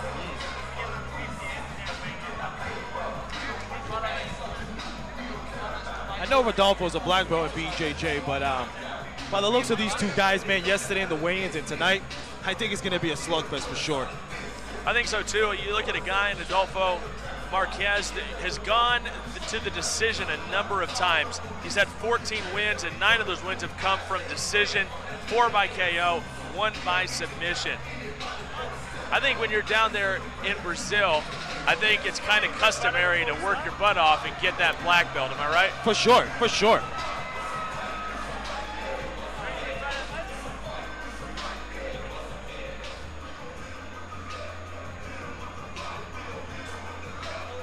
Co-main event time, AFC number 6. As we've mentioned, AFC 7 November. This November, only a few months away. We will be right back here calling all the action.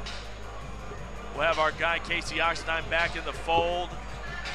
Yeah, definitely, mate. He's a great man. He's a big part. And, we'll be seeing him back in November. But here is the international and our Bet Easy. Getting him in some head work. No Head doubt. movement work before he starts. Our Bet Easy betting market has Rodolfo Marquez, $1.50 favourite against Rob Lasita. And Lasita, $2.40. Generally, Lasita is never over $2, but it shows how good the great Brazilian is, Rodolfo Marquez. The official after party of AFC held at Brian O'Reilly's, and we've also got our silent auction. Semi-main event of the evening of AFC 6 live from Melbourne, Australia. 3 by 5 minute rounds, 67 kilogram weight division. Proudly brought to you by Solar Panels and Haymark. When the action begins, our referee in charge of this contest is Mr. Greg Lengens. Firstly, tomorrow, fighting out of the red corner, training by Terry Devlin from Phuket, a top-tier team. Official weight, 66 kilograms, even. Standing 5 feet 8 inches tall. This man is a boxer. Ladies and gentlemen, fighting out of Campbelltown, Sydney, New South Wales. 16 fights, 11 wins, 6 submissions, and 2 by way of knockout. Please welcome Ruthless Robert Lasita. Oh, 11-5, and a good round of applause. And his opponent to my left, fighting out of the blue corner, training out of Novodia MMA. Official weight, 65.6 kilograms. Standing 5 feet 9 inches tall. This man is a boxer and disciplined in jiu-jitsu. Fighting out of Ringwood via way of Rio de Janeiro, Brazil. 16 fights, 14 wins, 3 by way of knockout. Please welcome Rodolfo, the Nightmare Marquez. Huge fan base for Rodolfo. Rodolfo. This is a big-time matchup. This shakes up all of the featherweight ranks in all of Australia and all of MMA. Both these guys are true contenders in the whole world of MMA when you talk about featherweights. Rodolfo Marquez.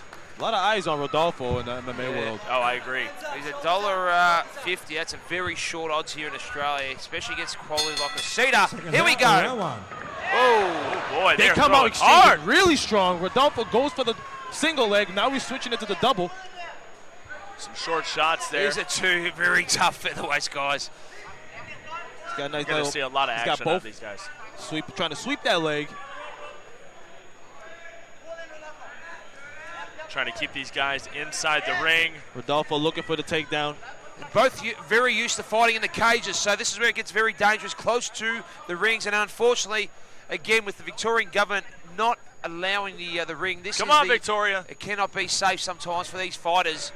It's 2013, Victoria. It's time to get the cage in here. Yeah, for sure, man.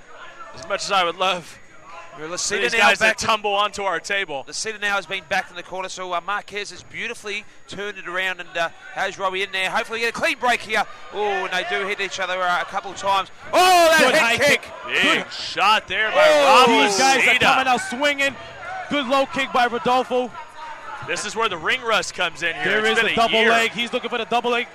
Will he get it? He's looking to scoop him up here. He might. The thing is, his arm now is trapped around the ropes. Unbelievable. This is what I'm talking about. We need a cage. We need a cage here, Victoria. Come on.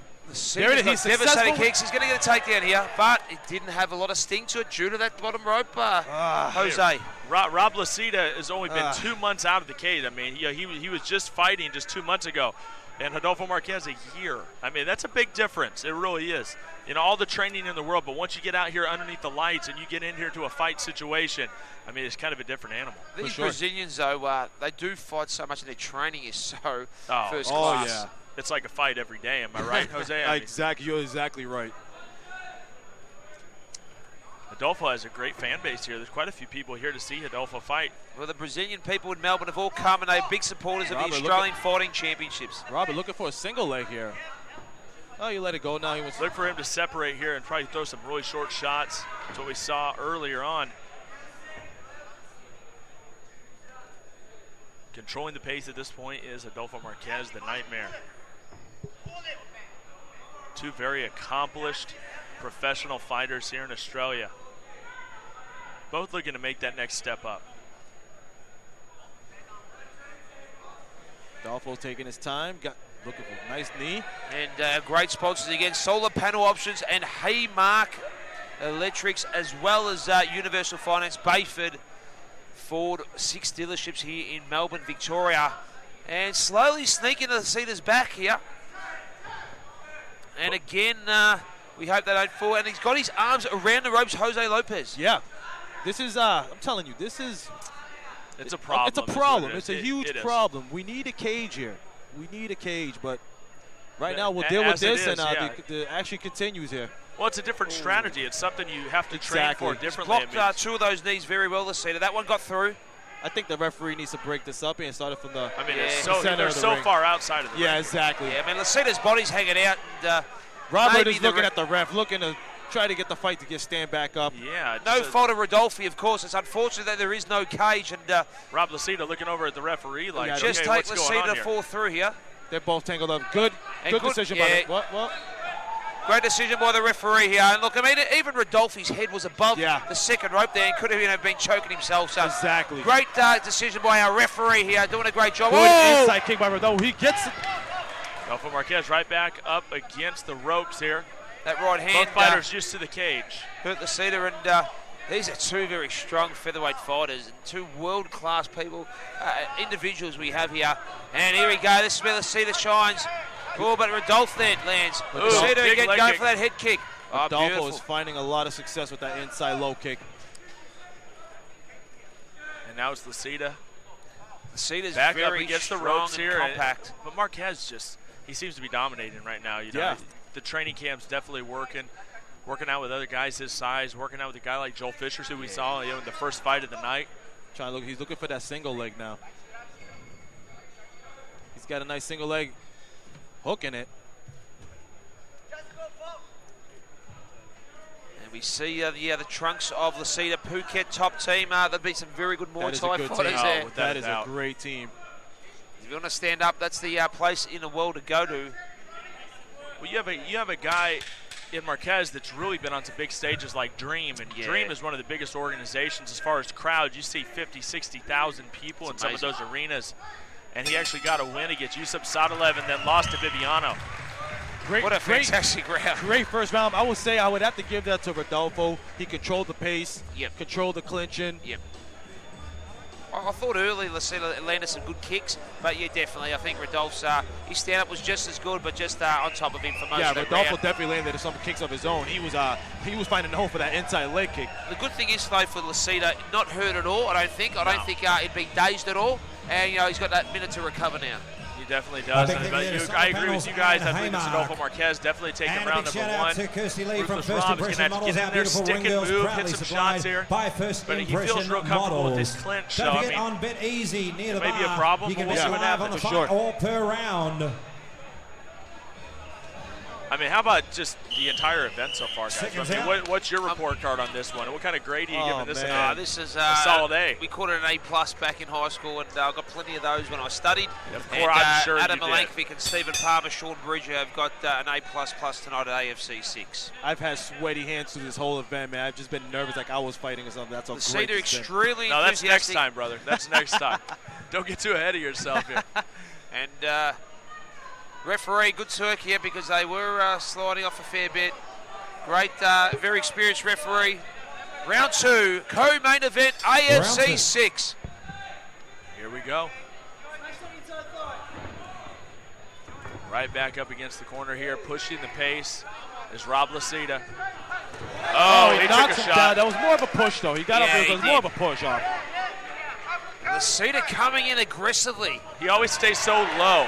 That's the thing, and he's slipping a little bit on the mats. But Lacita always stays really low, tries to get that real good angle. This is the problem here. This is the problem here. You're absolutely right. And let's pull these guys back in, yeah. And this is where Victoria government has to see the safety element right here and get a safe cage for these mixed martial artists and their athletes to train on a daily basis. Well, just with the ground game and the clinch work and what goes into it, I mean, you have to. He's out! Stops him! Rob Lacita! Oh my goodness! Oh my goodness! Unbelievable! Lightning Robbie quick. Lacita recovered from Rob the break. Lacita. My goodness! And it has stunned this crowd of 1,400 here at the Melbourne Pavilion. It only took a few seconds, guys, to land that big shot, that huge right hand that drops Adolfo Marquez. All the internet was abuzz about the nightmare, but now they're talking about Lacita, Ruthless the Rob. real deal, unbelievable win. And our featherweight, he has just stepped to another level in Australia. No doubt about it. He That said was amazing. I told you guys, this was the fight of the night.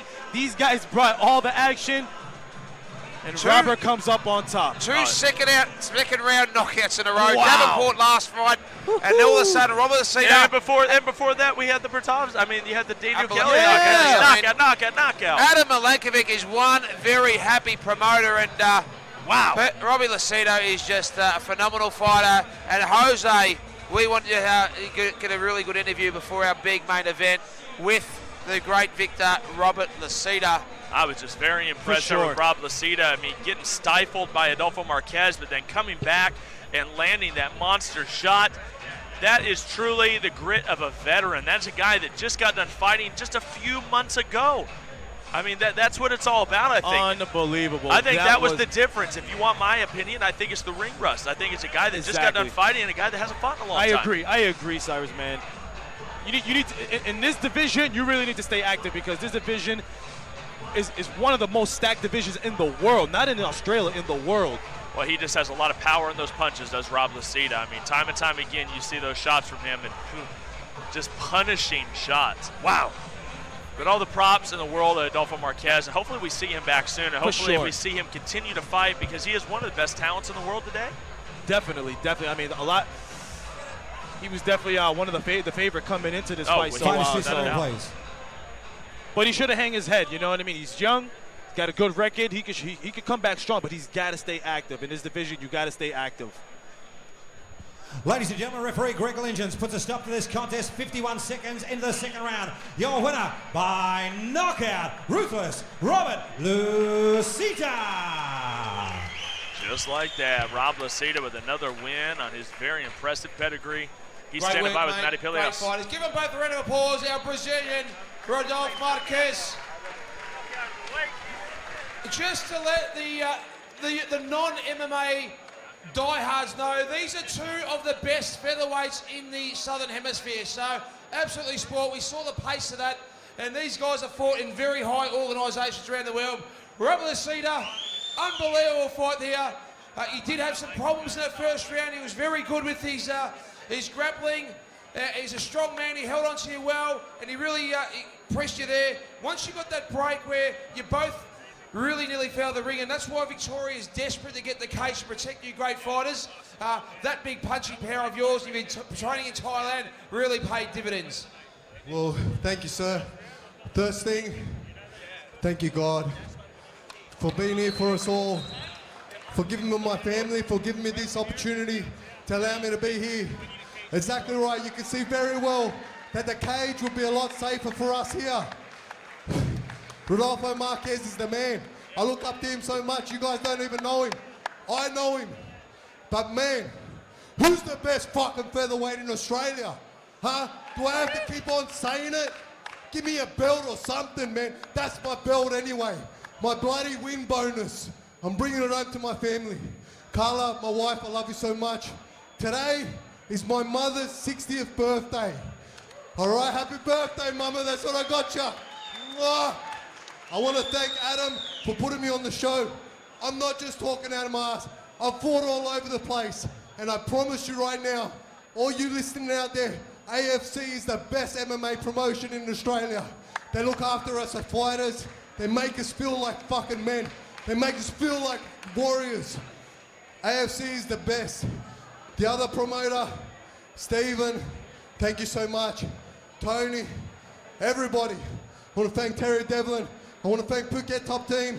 I want to thank Phuket Pro Nutrition. I'm so sorry that I forgot my shorts. I couldn't find them. I want to thank Inkhouse Tattoo, Lazy. I want to thank MMA Apparel Australia. Look, guys, I'm sorry for talking so much, but that's it. I'm done. Thank you. Oh, he's got a lot of people to thank, but give him a round of applause. Robbie Lucida. Hey, thank you, Melbourne. Aussie, Aussie, Aussie! Robbie Lucida will be partying at Bridie O'Reilly's Brunswick for the official AFC after party.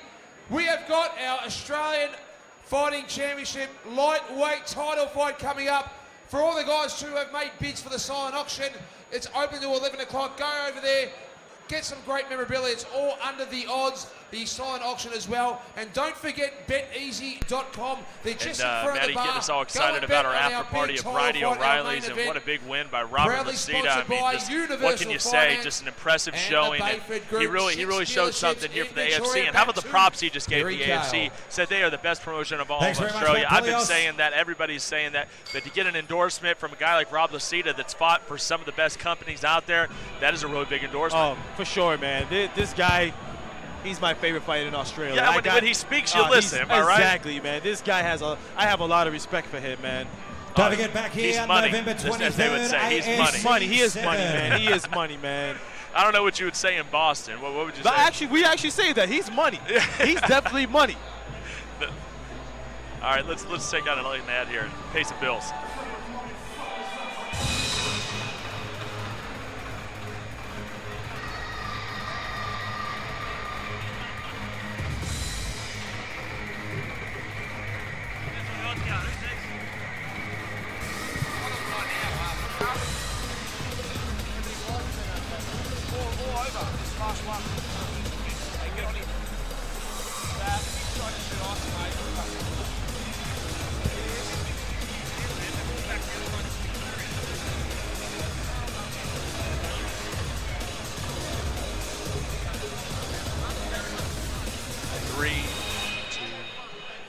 And here we go, baby. We are right back here at AFC number 6, the Melbourne Pavilion. Cyrus Bees, Manny Bilias, and Jose Lopez. Proud to be here and proud to get to this main event. It has so much fanfare to it. Daniel the Hangman Hooker. You're all over the place. You are all over the place.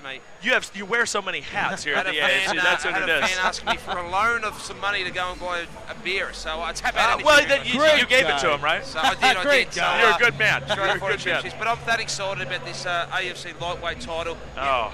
People who weren't at the weigh-ins yesterday, we saw the hostility between these two guys.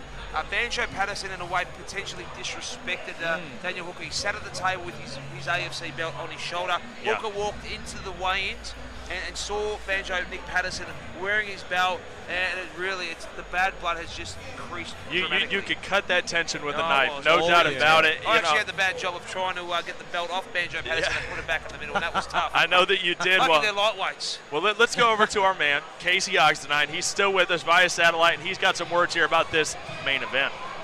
Well, guys, AFC 6 has been very much an international affair. Our main event boils down to the classic Kiwi Melbourne showdown. Both fighters, as well as their respective fan bases, have been extremely vocal on social media about their confidence walking out of the ring tonight with the AFC lightweight title. Of course, the current champ, Daniel Hooker, looked magnificent back in May with that win over Rusty McBride in their highly anticipated rematch. Hooker was pinpoint with his strikes and transitioned so smoothly from that right hand into the rear naked choke. Now, Banjo Patterson is on a 3-5 win streak and is one of the most unpredictable strikers in the world, sometimes completely off the radar. I see this as a matchup of two greatly contrasting high-level strikers. Hooker the more refined and Patterson the wild card. Then again, both hold multiple submission victories in their recent fights, so it's anyone's guess as to what happens.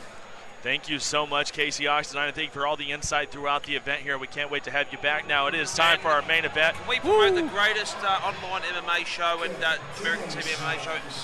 MMA Inside the Cage. It's a great show, and it is a tremendous show. My second favourite host on that show. Casey's the first, but MMA Inside the Cage, one of the biggest MMA shows we love in Australia, and a great supporter of the AFC. Yeah, well, you're like my fourth favorite AFL presenter. And let's just be real. I like all the other Barry guys. Hoare in the crowd, he's very good on Foxtel, Big Bass. Let's talk about our sponsors here. If we can get those up on screen that make this thing all possible. It's time for our main event. So it is Universal Finance and Bayford. Do you know about these sponsors and what they bring to the table? Maddie, go ahead and throw it out there. Yeah, I do. Universal Finance, one of the best finance companies for car loans. I just got only a 35 grand loan off Universal Finance, very low interest. They were so professional to set everything up. They do cars, boats, motor vehicles, Universal Finance, and the Bayford Group owns 6 dealerships across Melbourne and sell Ford, Peugeot, and many other great brands. No doubt about it. We want to thank all of our great sponsors that have made this event possible. AFC number 6. Now let's take a look at the tale of the tape between these two fighters, Daniel Hooker and Banjo Patterson. Both guys with big show experience here, but it's Daniel Hooker with the age advantage, 23 years old. Nick Patterson still in his prime. Let's not get it twisted here. But the reach, you got to go to Daniel Hooker, a huge reach advantage, 15 centimeters there. And then the record, barely an advantage there with Daniel Hooker, both about the same win percentage. This is really kind of up for grabs. Both guys are on a roll right now, so it's really anybody's game here, but you got to give the edge maybe to the champion. This is going to be his second title defense, am I right? Yeah, look, he's a champion, but Banjo Patterson in Australia is the most seasoned fighter. Yeah. He's been around for a long time. Speaking to the MMA community, they all say that Banjo Patterson may have an edge. Daniel Hooker's here. What do we got on Bet Easy? And he dominated Russell McBride. Bet Easy, the odds are very low. Nick Patterson at $1.60, so he's a fair favourite. Yeah. And Daniel Hooker for a champion is $2.20, which is fairly odd, but it's saying that he's a young champion. The AFC is a fairly new organisation. And, some big money on Nick Banjo Patterson. I know Jose snuck to the Bet Easy thing before we tell the staff of the bet, but I know you've snuck for a sneaky bet, Jose, with your American dollars. Oh, man, right. Yeah, I haven't put a bet down in this fight, but I'm sure people are putting their money down for this fight, for sure. Oh, baby. Well, here it is. This is what we've all been waiting for. It's time to knuckle up and throw down. Let's go to the man, Perry Cale, for our official announcement. Good to have him back at AFC. Woo. All right, ladies and gentlemen, time for our main event of the evening. Proudly brought to you by Universal Financial and the Bayford Group. Australia versus New Zealand. Introducing first, ladies and gentlemen, fighting out of the red corner. Please welcome Nick Banjo Patterson. There's those Banjo fans. He has a lot of fans around here, Nick Banjo Patterson. Great fan following, a very likable guy. That's just the thing about Banjo. He's very likable. See Daniel Kelly out there cheering him on. He's got a big smile, but he's going to have some fun tonight. He knows it. No, I mean, that's as soon as you see the guy, you just want to smile because he seems like he's always happy, but he's a focused competitor. He's a great fighter, and this is his chance to grab that title belt. He wants that belt, you know what I mean? Some fighters, they get these title shots, they don't care. This is the best promotion in all of Australia, so this means you are the king of the lightweight division in all of Australia if you win this belt, so it's a lot on the line. For sure. The nickname Banjo Patterson, extremely famous, historic story, Banjo Patterson in Australia, something that the Americans would not learn about, and with his surname Patterson, Nick Banjo Patterson has the nickname Banjo. Nice. And some of the Aussie rock music, you American commentators, what do you think of that here? Oh, I just can't get enough of it. There'll be plenty of that at Bridie O'Reilly's, and I can see you two commentators dancing in the dance hall as Adam Malankovic gives a handshake to Nick Banjo Patterson, our #1 contender for the AFC lightweight champion. He's going for his 4th win in a row, ladies and gentlemen. And here's the belt in the middle as well. We'll get our camera on our big AFC lightweight and championship his belt opponent, the champion from Auckland, New Zealand. Please welcome Dan, the Hangman Hooker. It's a beautiful belt, the AFC. That is a beauty. Oh, yeah. Oh, you got to love that belt. We added the red gems to the belt this time. First the rubies, models, baby. the first impression models holding our AFC belt. Yeah, Kirsty we Lee does a appreciate what fantastic they job. do. Yeah, Kirsty Lee's a fan favourite here at the AFC and doing a fantastic job with her staff and company promoting the Australian Fighting Championships. Daniel Here Hooker. he is. Here comes the champion, Daniel Hooker, looking to defend his title. One of New Zealand's finest right there, and Mr. Daniel Hooker.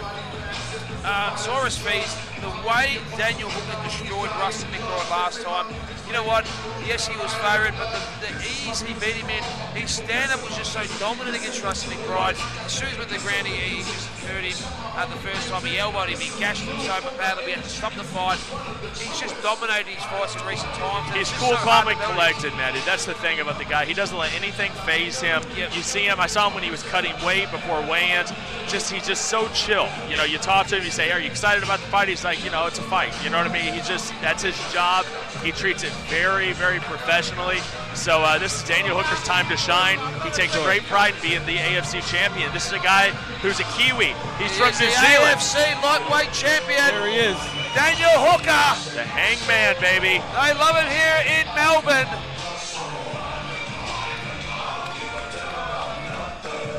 He is cool, totally 23 and very mature for his age.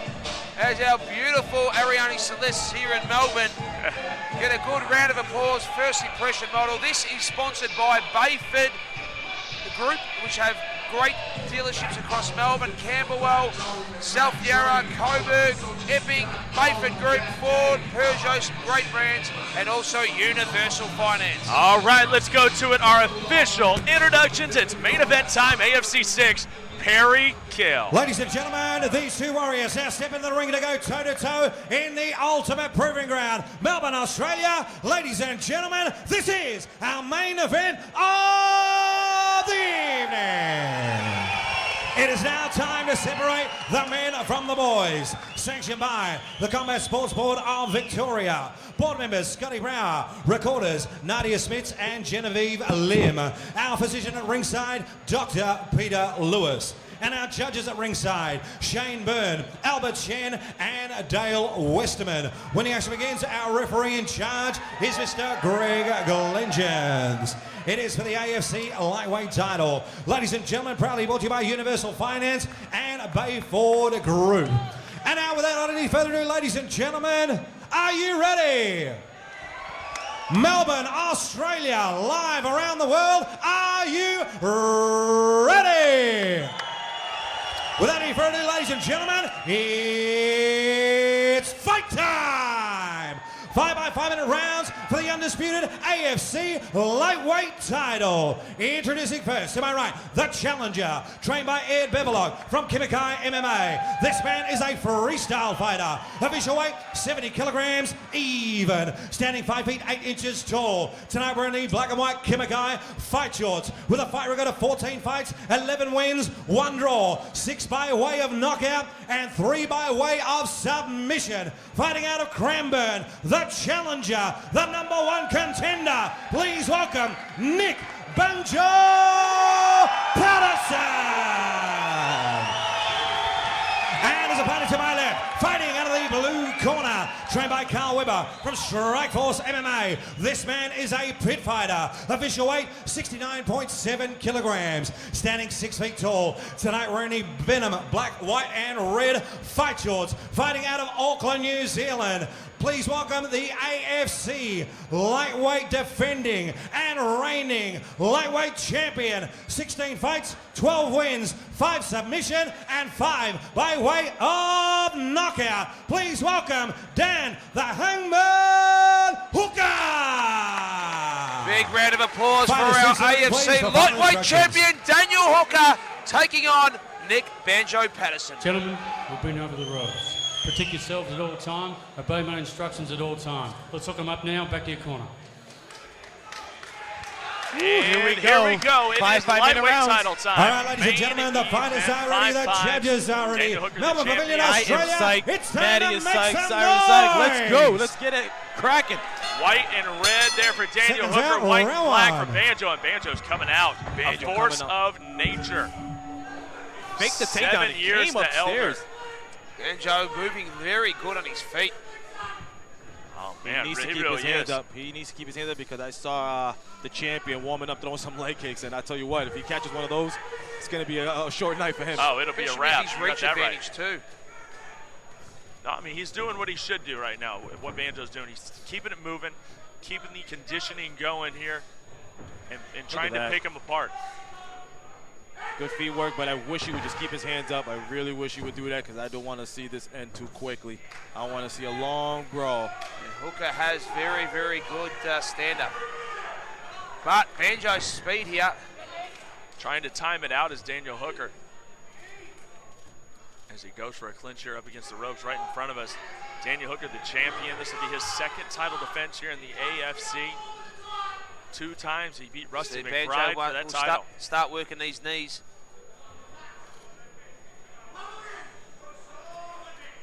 Very confident Banjo Patterson out against the ropes. Very lively, isn't he, Cyrus? Oh, without a doubt. A couple other quick knees by Patterson. He's known for those. Quickly becoming one of my favorite Australian fighters. You know, between him and Lacita, just 2 great fighters here. Good uppercut by He sticks and he moves. He's sticking and moving right here now, Jose. Good boxing. I'm a fan right now. He's showing some good boxing right now. But like I said, I wish he would just keep his hands up, tuck that chin a little bit. All it takes is one carefully placed shot. With these 4-ounce gloves, I'm telling you right now, he will feel it. This is the start, though, Banjo Patterson wanted. He hasn't really been touched. Oh, that one. Just as I said that, guys. Banjo right here out of the Melbourne area. Daniel Hooker out of New Zealand. The Kiwi taking on the Aussie. Is there a pretty good little rivalry there between the Kiwis and the Aussies? It's pretty healthy. They do stick together, but in a sport called rugby, it's big. But no doubt tonight, this lightweight title fight, it is very, very big, the rivalry. A lot of New Zealanders tuning into Epicentre.tv as well to watch Daniel Hooker, the AFC lightweight champion. And we have a big capacity of 1,400 people here at the Melbourne Pavilion in Flemington. Yeah, it is a packed crowd here tonight to watch this championship bout. Just a great crowd, and they're still into the fight. A lot of the times you get, go through a long card and the fans get out of it, but they're loving it right now. The Banjo fans are out here and they're really cheering him on. He's a tough character. The Banjo's finding a lot of success with his striking. Well, it's one of those things where Hooker won the title, and then he's been matched up against guys right here from the Melbourne area. Am I right? Yeah, So there's a lot of people out here kind of rooting for him to lose this title. Yeah, look, as Banjo Patterson's got a huge following. Him and Peter the Bulldog Davenport, 2 of the biggest followings in Victoria. Looks like someone's cut. Is someone cut? Yeah, I think the champion is cut in the eye. On his left eye, he's got a nice little slash going on. Oh, and a good jab there by Banjo Patterson, and just getting out too. Oh, he's trying a big knee. Shot there. Hit the chest there. Trying to time it out is Daniel Hooker. He hasn't taken too much damage here, but he did get the cut right over his left eye. 47. Oh! Huge takedown by Daniel. Big slam. Lands in side control. And he has got dangerous elbows. He cut Rusty McBride as we've never seen a gash like this in Australia back at AFC 3 in Geelong. Wow, what about that takedown? Just out of nowhere, just jumps right on it, lands in side control, and now Daniel Hooker has turned the tide on Banjo Patterson. Nick Patterson finds his way back up. Very good by Nick Patterson to find his way back up. I agree. Looking Very for nice that recovery there. Jose Lopez, how big is Daniel Hooker, our champion, for a lightweight fighter? He is huge. I got to tell you, man, if I was to bet, I would think he was a welterweight. Tries to go for the head kick there, blocked by Daniel Hooker, and now getting back into the clinch, possibly wanting to get another takedown, take this thing back to the ground. Banjo Patterson has controlled the pace for the most part here, and as we're underneath a minute in the first round, I would still give the round to Patterson right now, but the next 30 seconds can make a big difference. Yes, he hurt the champion. We can have another knockout. Could we have 4 straight knockouts? The smile of Patterson. He's having fun out there. I love it. Like you said, Jose, those hands are down. Always a problem. Yeah, it is. And all it's going to take is, look like he played possum there for a second. He was playing a little possum there. Really good head movement, though.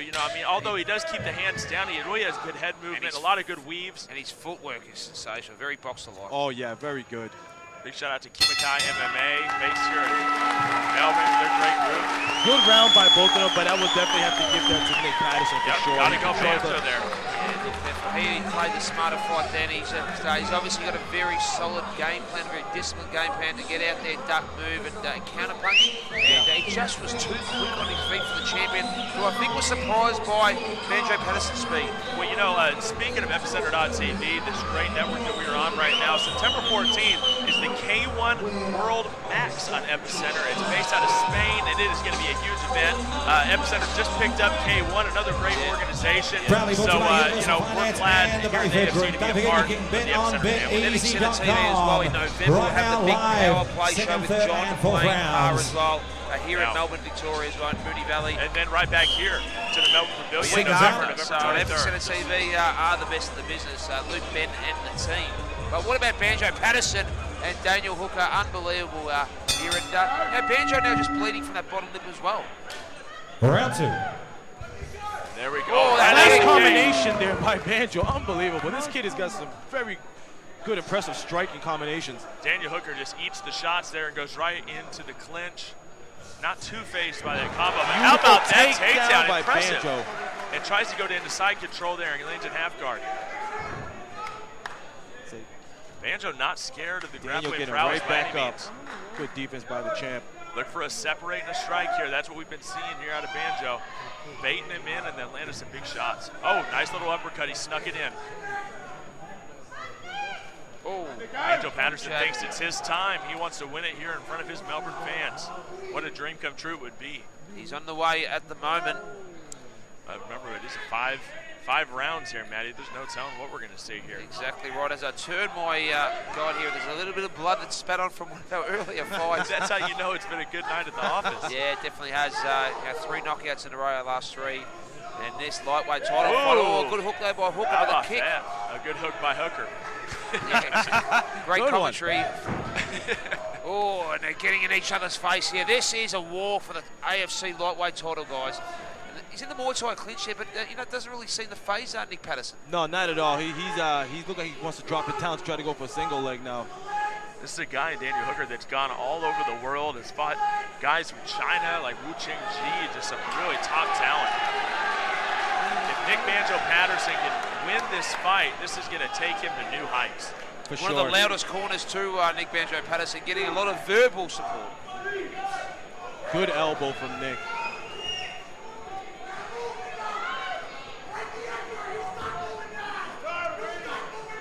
Daniel Hooker extremely fit for a bigger guy as well. This is a fast pace. Who is going to slow down first? Oh, nice takedown attempt there, but couldn't get it, and that's going to take a lot of energy out of him right there, Jose. What about the takedown defense? Yeah, that was tremendous. He tried to power him up and just pick him up and drop him, but Hooker, being such a tall guy, just had great takedown defense there. Wow, 3 more rounds of this. This is great. Nick is having a lot of fun out there. He's laughing, smiling at the opponent's corner, telling them, I'm not tired. Well, if you can have fun out there while you're fighting, that's impressive. Yeah, it is. It really just shows how mentally strong Nick Banjo Patterson is, and just how cool, calm. He must enjoy fighting naturally. Oh, for sure. I definitely agree with that, for sure. Daniel Hooker, a little dirty boxing here, sneaking in those small, short shots. Good left. They all add up. Beautiful elbow. Oh, it's a big left. Oh, he stunned Banjo Patterson. is Banjo in a bad place right now. Thank goodness for the rope. Starting to slow down slightly, and this is where, with his longer reach as well, Hooker's starting to land some big punches. Yep. Action right in front of us right here. These boys is really going at it hard right now. Oh, man. How you could smile through some of those shots, I just don't understand. He's tough as nails, Nick Banjo Patterson. What a main event here for AFC number 6. It all comes down to this. The lightweights on display for the second event in the row. And Daniel Hooker is sneaking in some really short but powerful shots. As in the tide turned, guys, in this second round. Get those hands up, Banjo, please. He's ducking and moving. Nice short hook there. Hooker is cutting the distance a bit quicker as well, isn't he now? Yeah, definitely. He's definitely he's taking advantage of his reach as well. Nice hello, spinning back fist. It kind of backfired there, really didn't have much effect. Ooh, there we go, the spinning kick there. Now he's trying. He's taking everything out the rabbit hat now. Do you see his experience, Banjo Patterson? These are two warriors here at AFC. Hooker has him in the corner. Just 1 minute left here of round number 2. Hooker still sneaking in shots, trying to seal up this round for sure. How hurt is Nick Banjo Patterson, Jose? I think he's hurt a little bit, but I think he's a little bit. Though. It's hard to tell. I mean, really. I think it's more fatigue. Yeah, I mean, you can't hit the elbows that many shots and not be a little fatigued. I agree. Oh, he about had a real nasty elbow there. A lot of dirty boxing here from Hangman Hooker. Big props out to Strikeforce Auckland for getting him in shape and turning him into one of the best lightweights on the planet.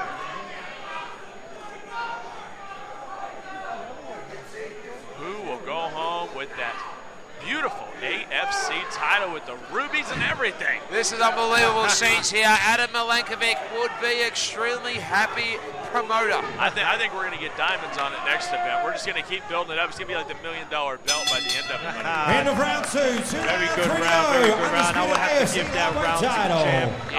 His striking was good for sure. He controlled it. Yeah, the champion Daniel Hooker really has got himself back in this fight. It's 1 round all, and just an unbelievable standard in this fight. I'm so excited to be here, and I'm happy to be here with you guys to experience these fights here in the main event. Like I said, it all come down to this. We've seen so many knockouts, so many finishes, but this is what it's all about. This is the two really talented fighters in the show, and that co-main event, this main event. I mean, great records, great pedigrees, and can Daniel Hooker continue his winning ways? Well, have a look at Hooker. He's walking around. He seems fresher. He's the younger fighter. Banjo Patterson, as you saw that last 90 seconds, started to breathe heavily, sitting down in the stool and looking fatigued. Was that style of fighting? It hasn't taken too much energy of him backing up and weaving so much. Jose Lopez, I ask you. He's using the ring a lot by running around and stuff like that, trying to avoid the clinch, and the champion is clinching him a lot, and that can tell you put a toll on you. I don't know if we had a camera on there, but while he was in his corner, Nick's coach actually gave him a little shot to the chin, too, to get him hyped up. So there we go. It's round number 3 here. The black and the white is Nick Banjo Patterson, and the champion in the black and the red. Both trying to land some short punches here. There it is. And his coach is cheering him on here. Short, dirty boxing punches here from Daniel Hooker. He just beats you up and beats you up, you know, like similar to like a Nick Diaz where he just constantly peppering you with shots, and it just takes so much out of you. For sure. Now he's working the Look body. At those. Good. He hit him with a good body shot. Nick Patterson is hurt. He is hurt. He is. And it was the body shot that did it. It was the body shot that did it. Daniel Hooker! The champion does it again. Daniel Hooker is the AFC champion. How about it? Nice finish. Banjo Patterson gave everything that he had, but Daniel Hooker is the younger, faster, nastier fighter tonight. Daniel Hooker is still the AFC lightweight champion, and we love him here in the Australian Fighting Championships. It brings New Zealand the title. No doubt. Guys, it was the body shot that did it. The body shot, he hit him. He couldn't recover for him. He had it to curl up. You can only take so many shots. That's what I was saying, Jose. I mean, you know, props for him for being so tough and boom, boom, boom. But really, you can only do it for so long. You know, I mean, until it catches up to you and it caught up. There's a reason why he's the champion. He came out and he proved it. Unbelievable performance by the champion Daniel Hooker. Congratulations for defending this title. Yeah, you can't get up against the ropes and have Hooker on you because he's going to land at least 10 or 12 shots there while he's up against the ropes. Oh, man, I tell you, wow. Those uppercuts to the body were just I tell you, I grew up in the Western Gym out of Lowell, Massachusetts, and that was our forte with body shots, and I am very impressed. My favorite thing in the world is body shots, and he showed me why he's the champion. That's one of the best knockouts to see. You know, you love seeing the big headshots and stuff, but when you can take somebody out from their body and get them wincing in pain, oh, good Lord. Can I have Adam Milankovic ringside, please? Adam Milankovic, thank you. Let's get our official announcement here from Perry Kell. Fighters to centering, please.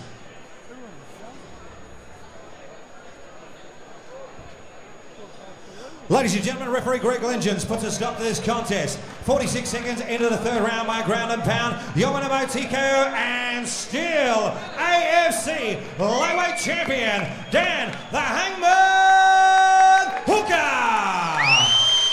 Let's go to Matty Pilios with our official post-fight interview. And a big round of applause as well to Nick Banjo Patterson. Thanks, Perry. Banjo, we're going to have a word to you first, mate.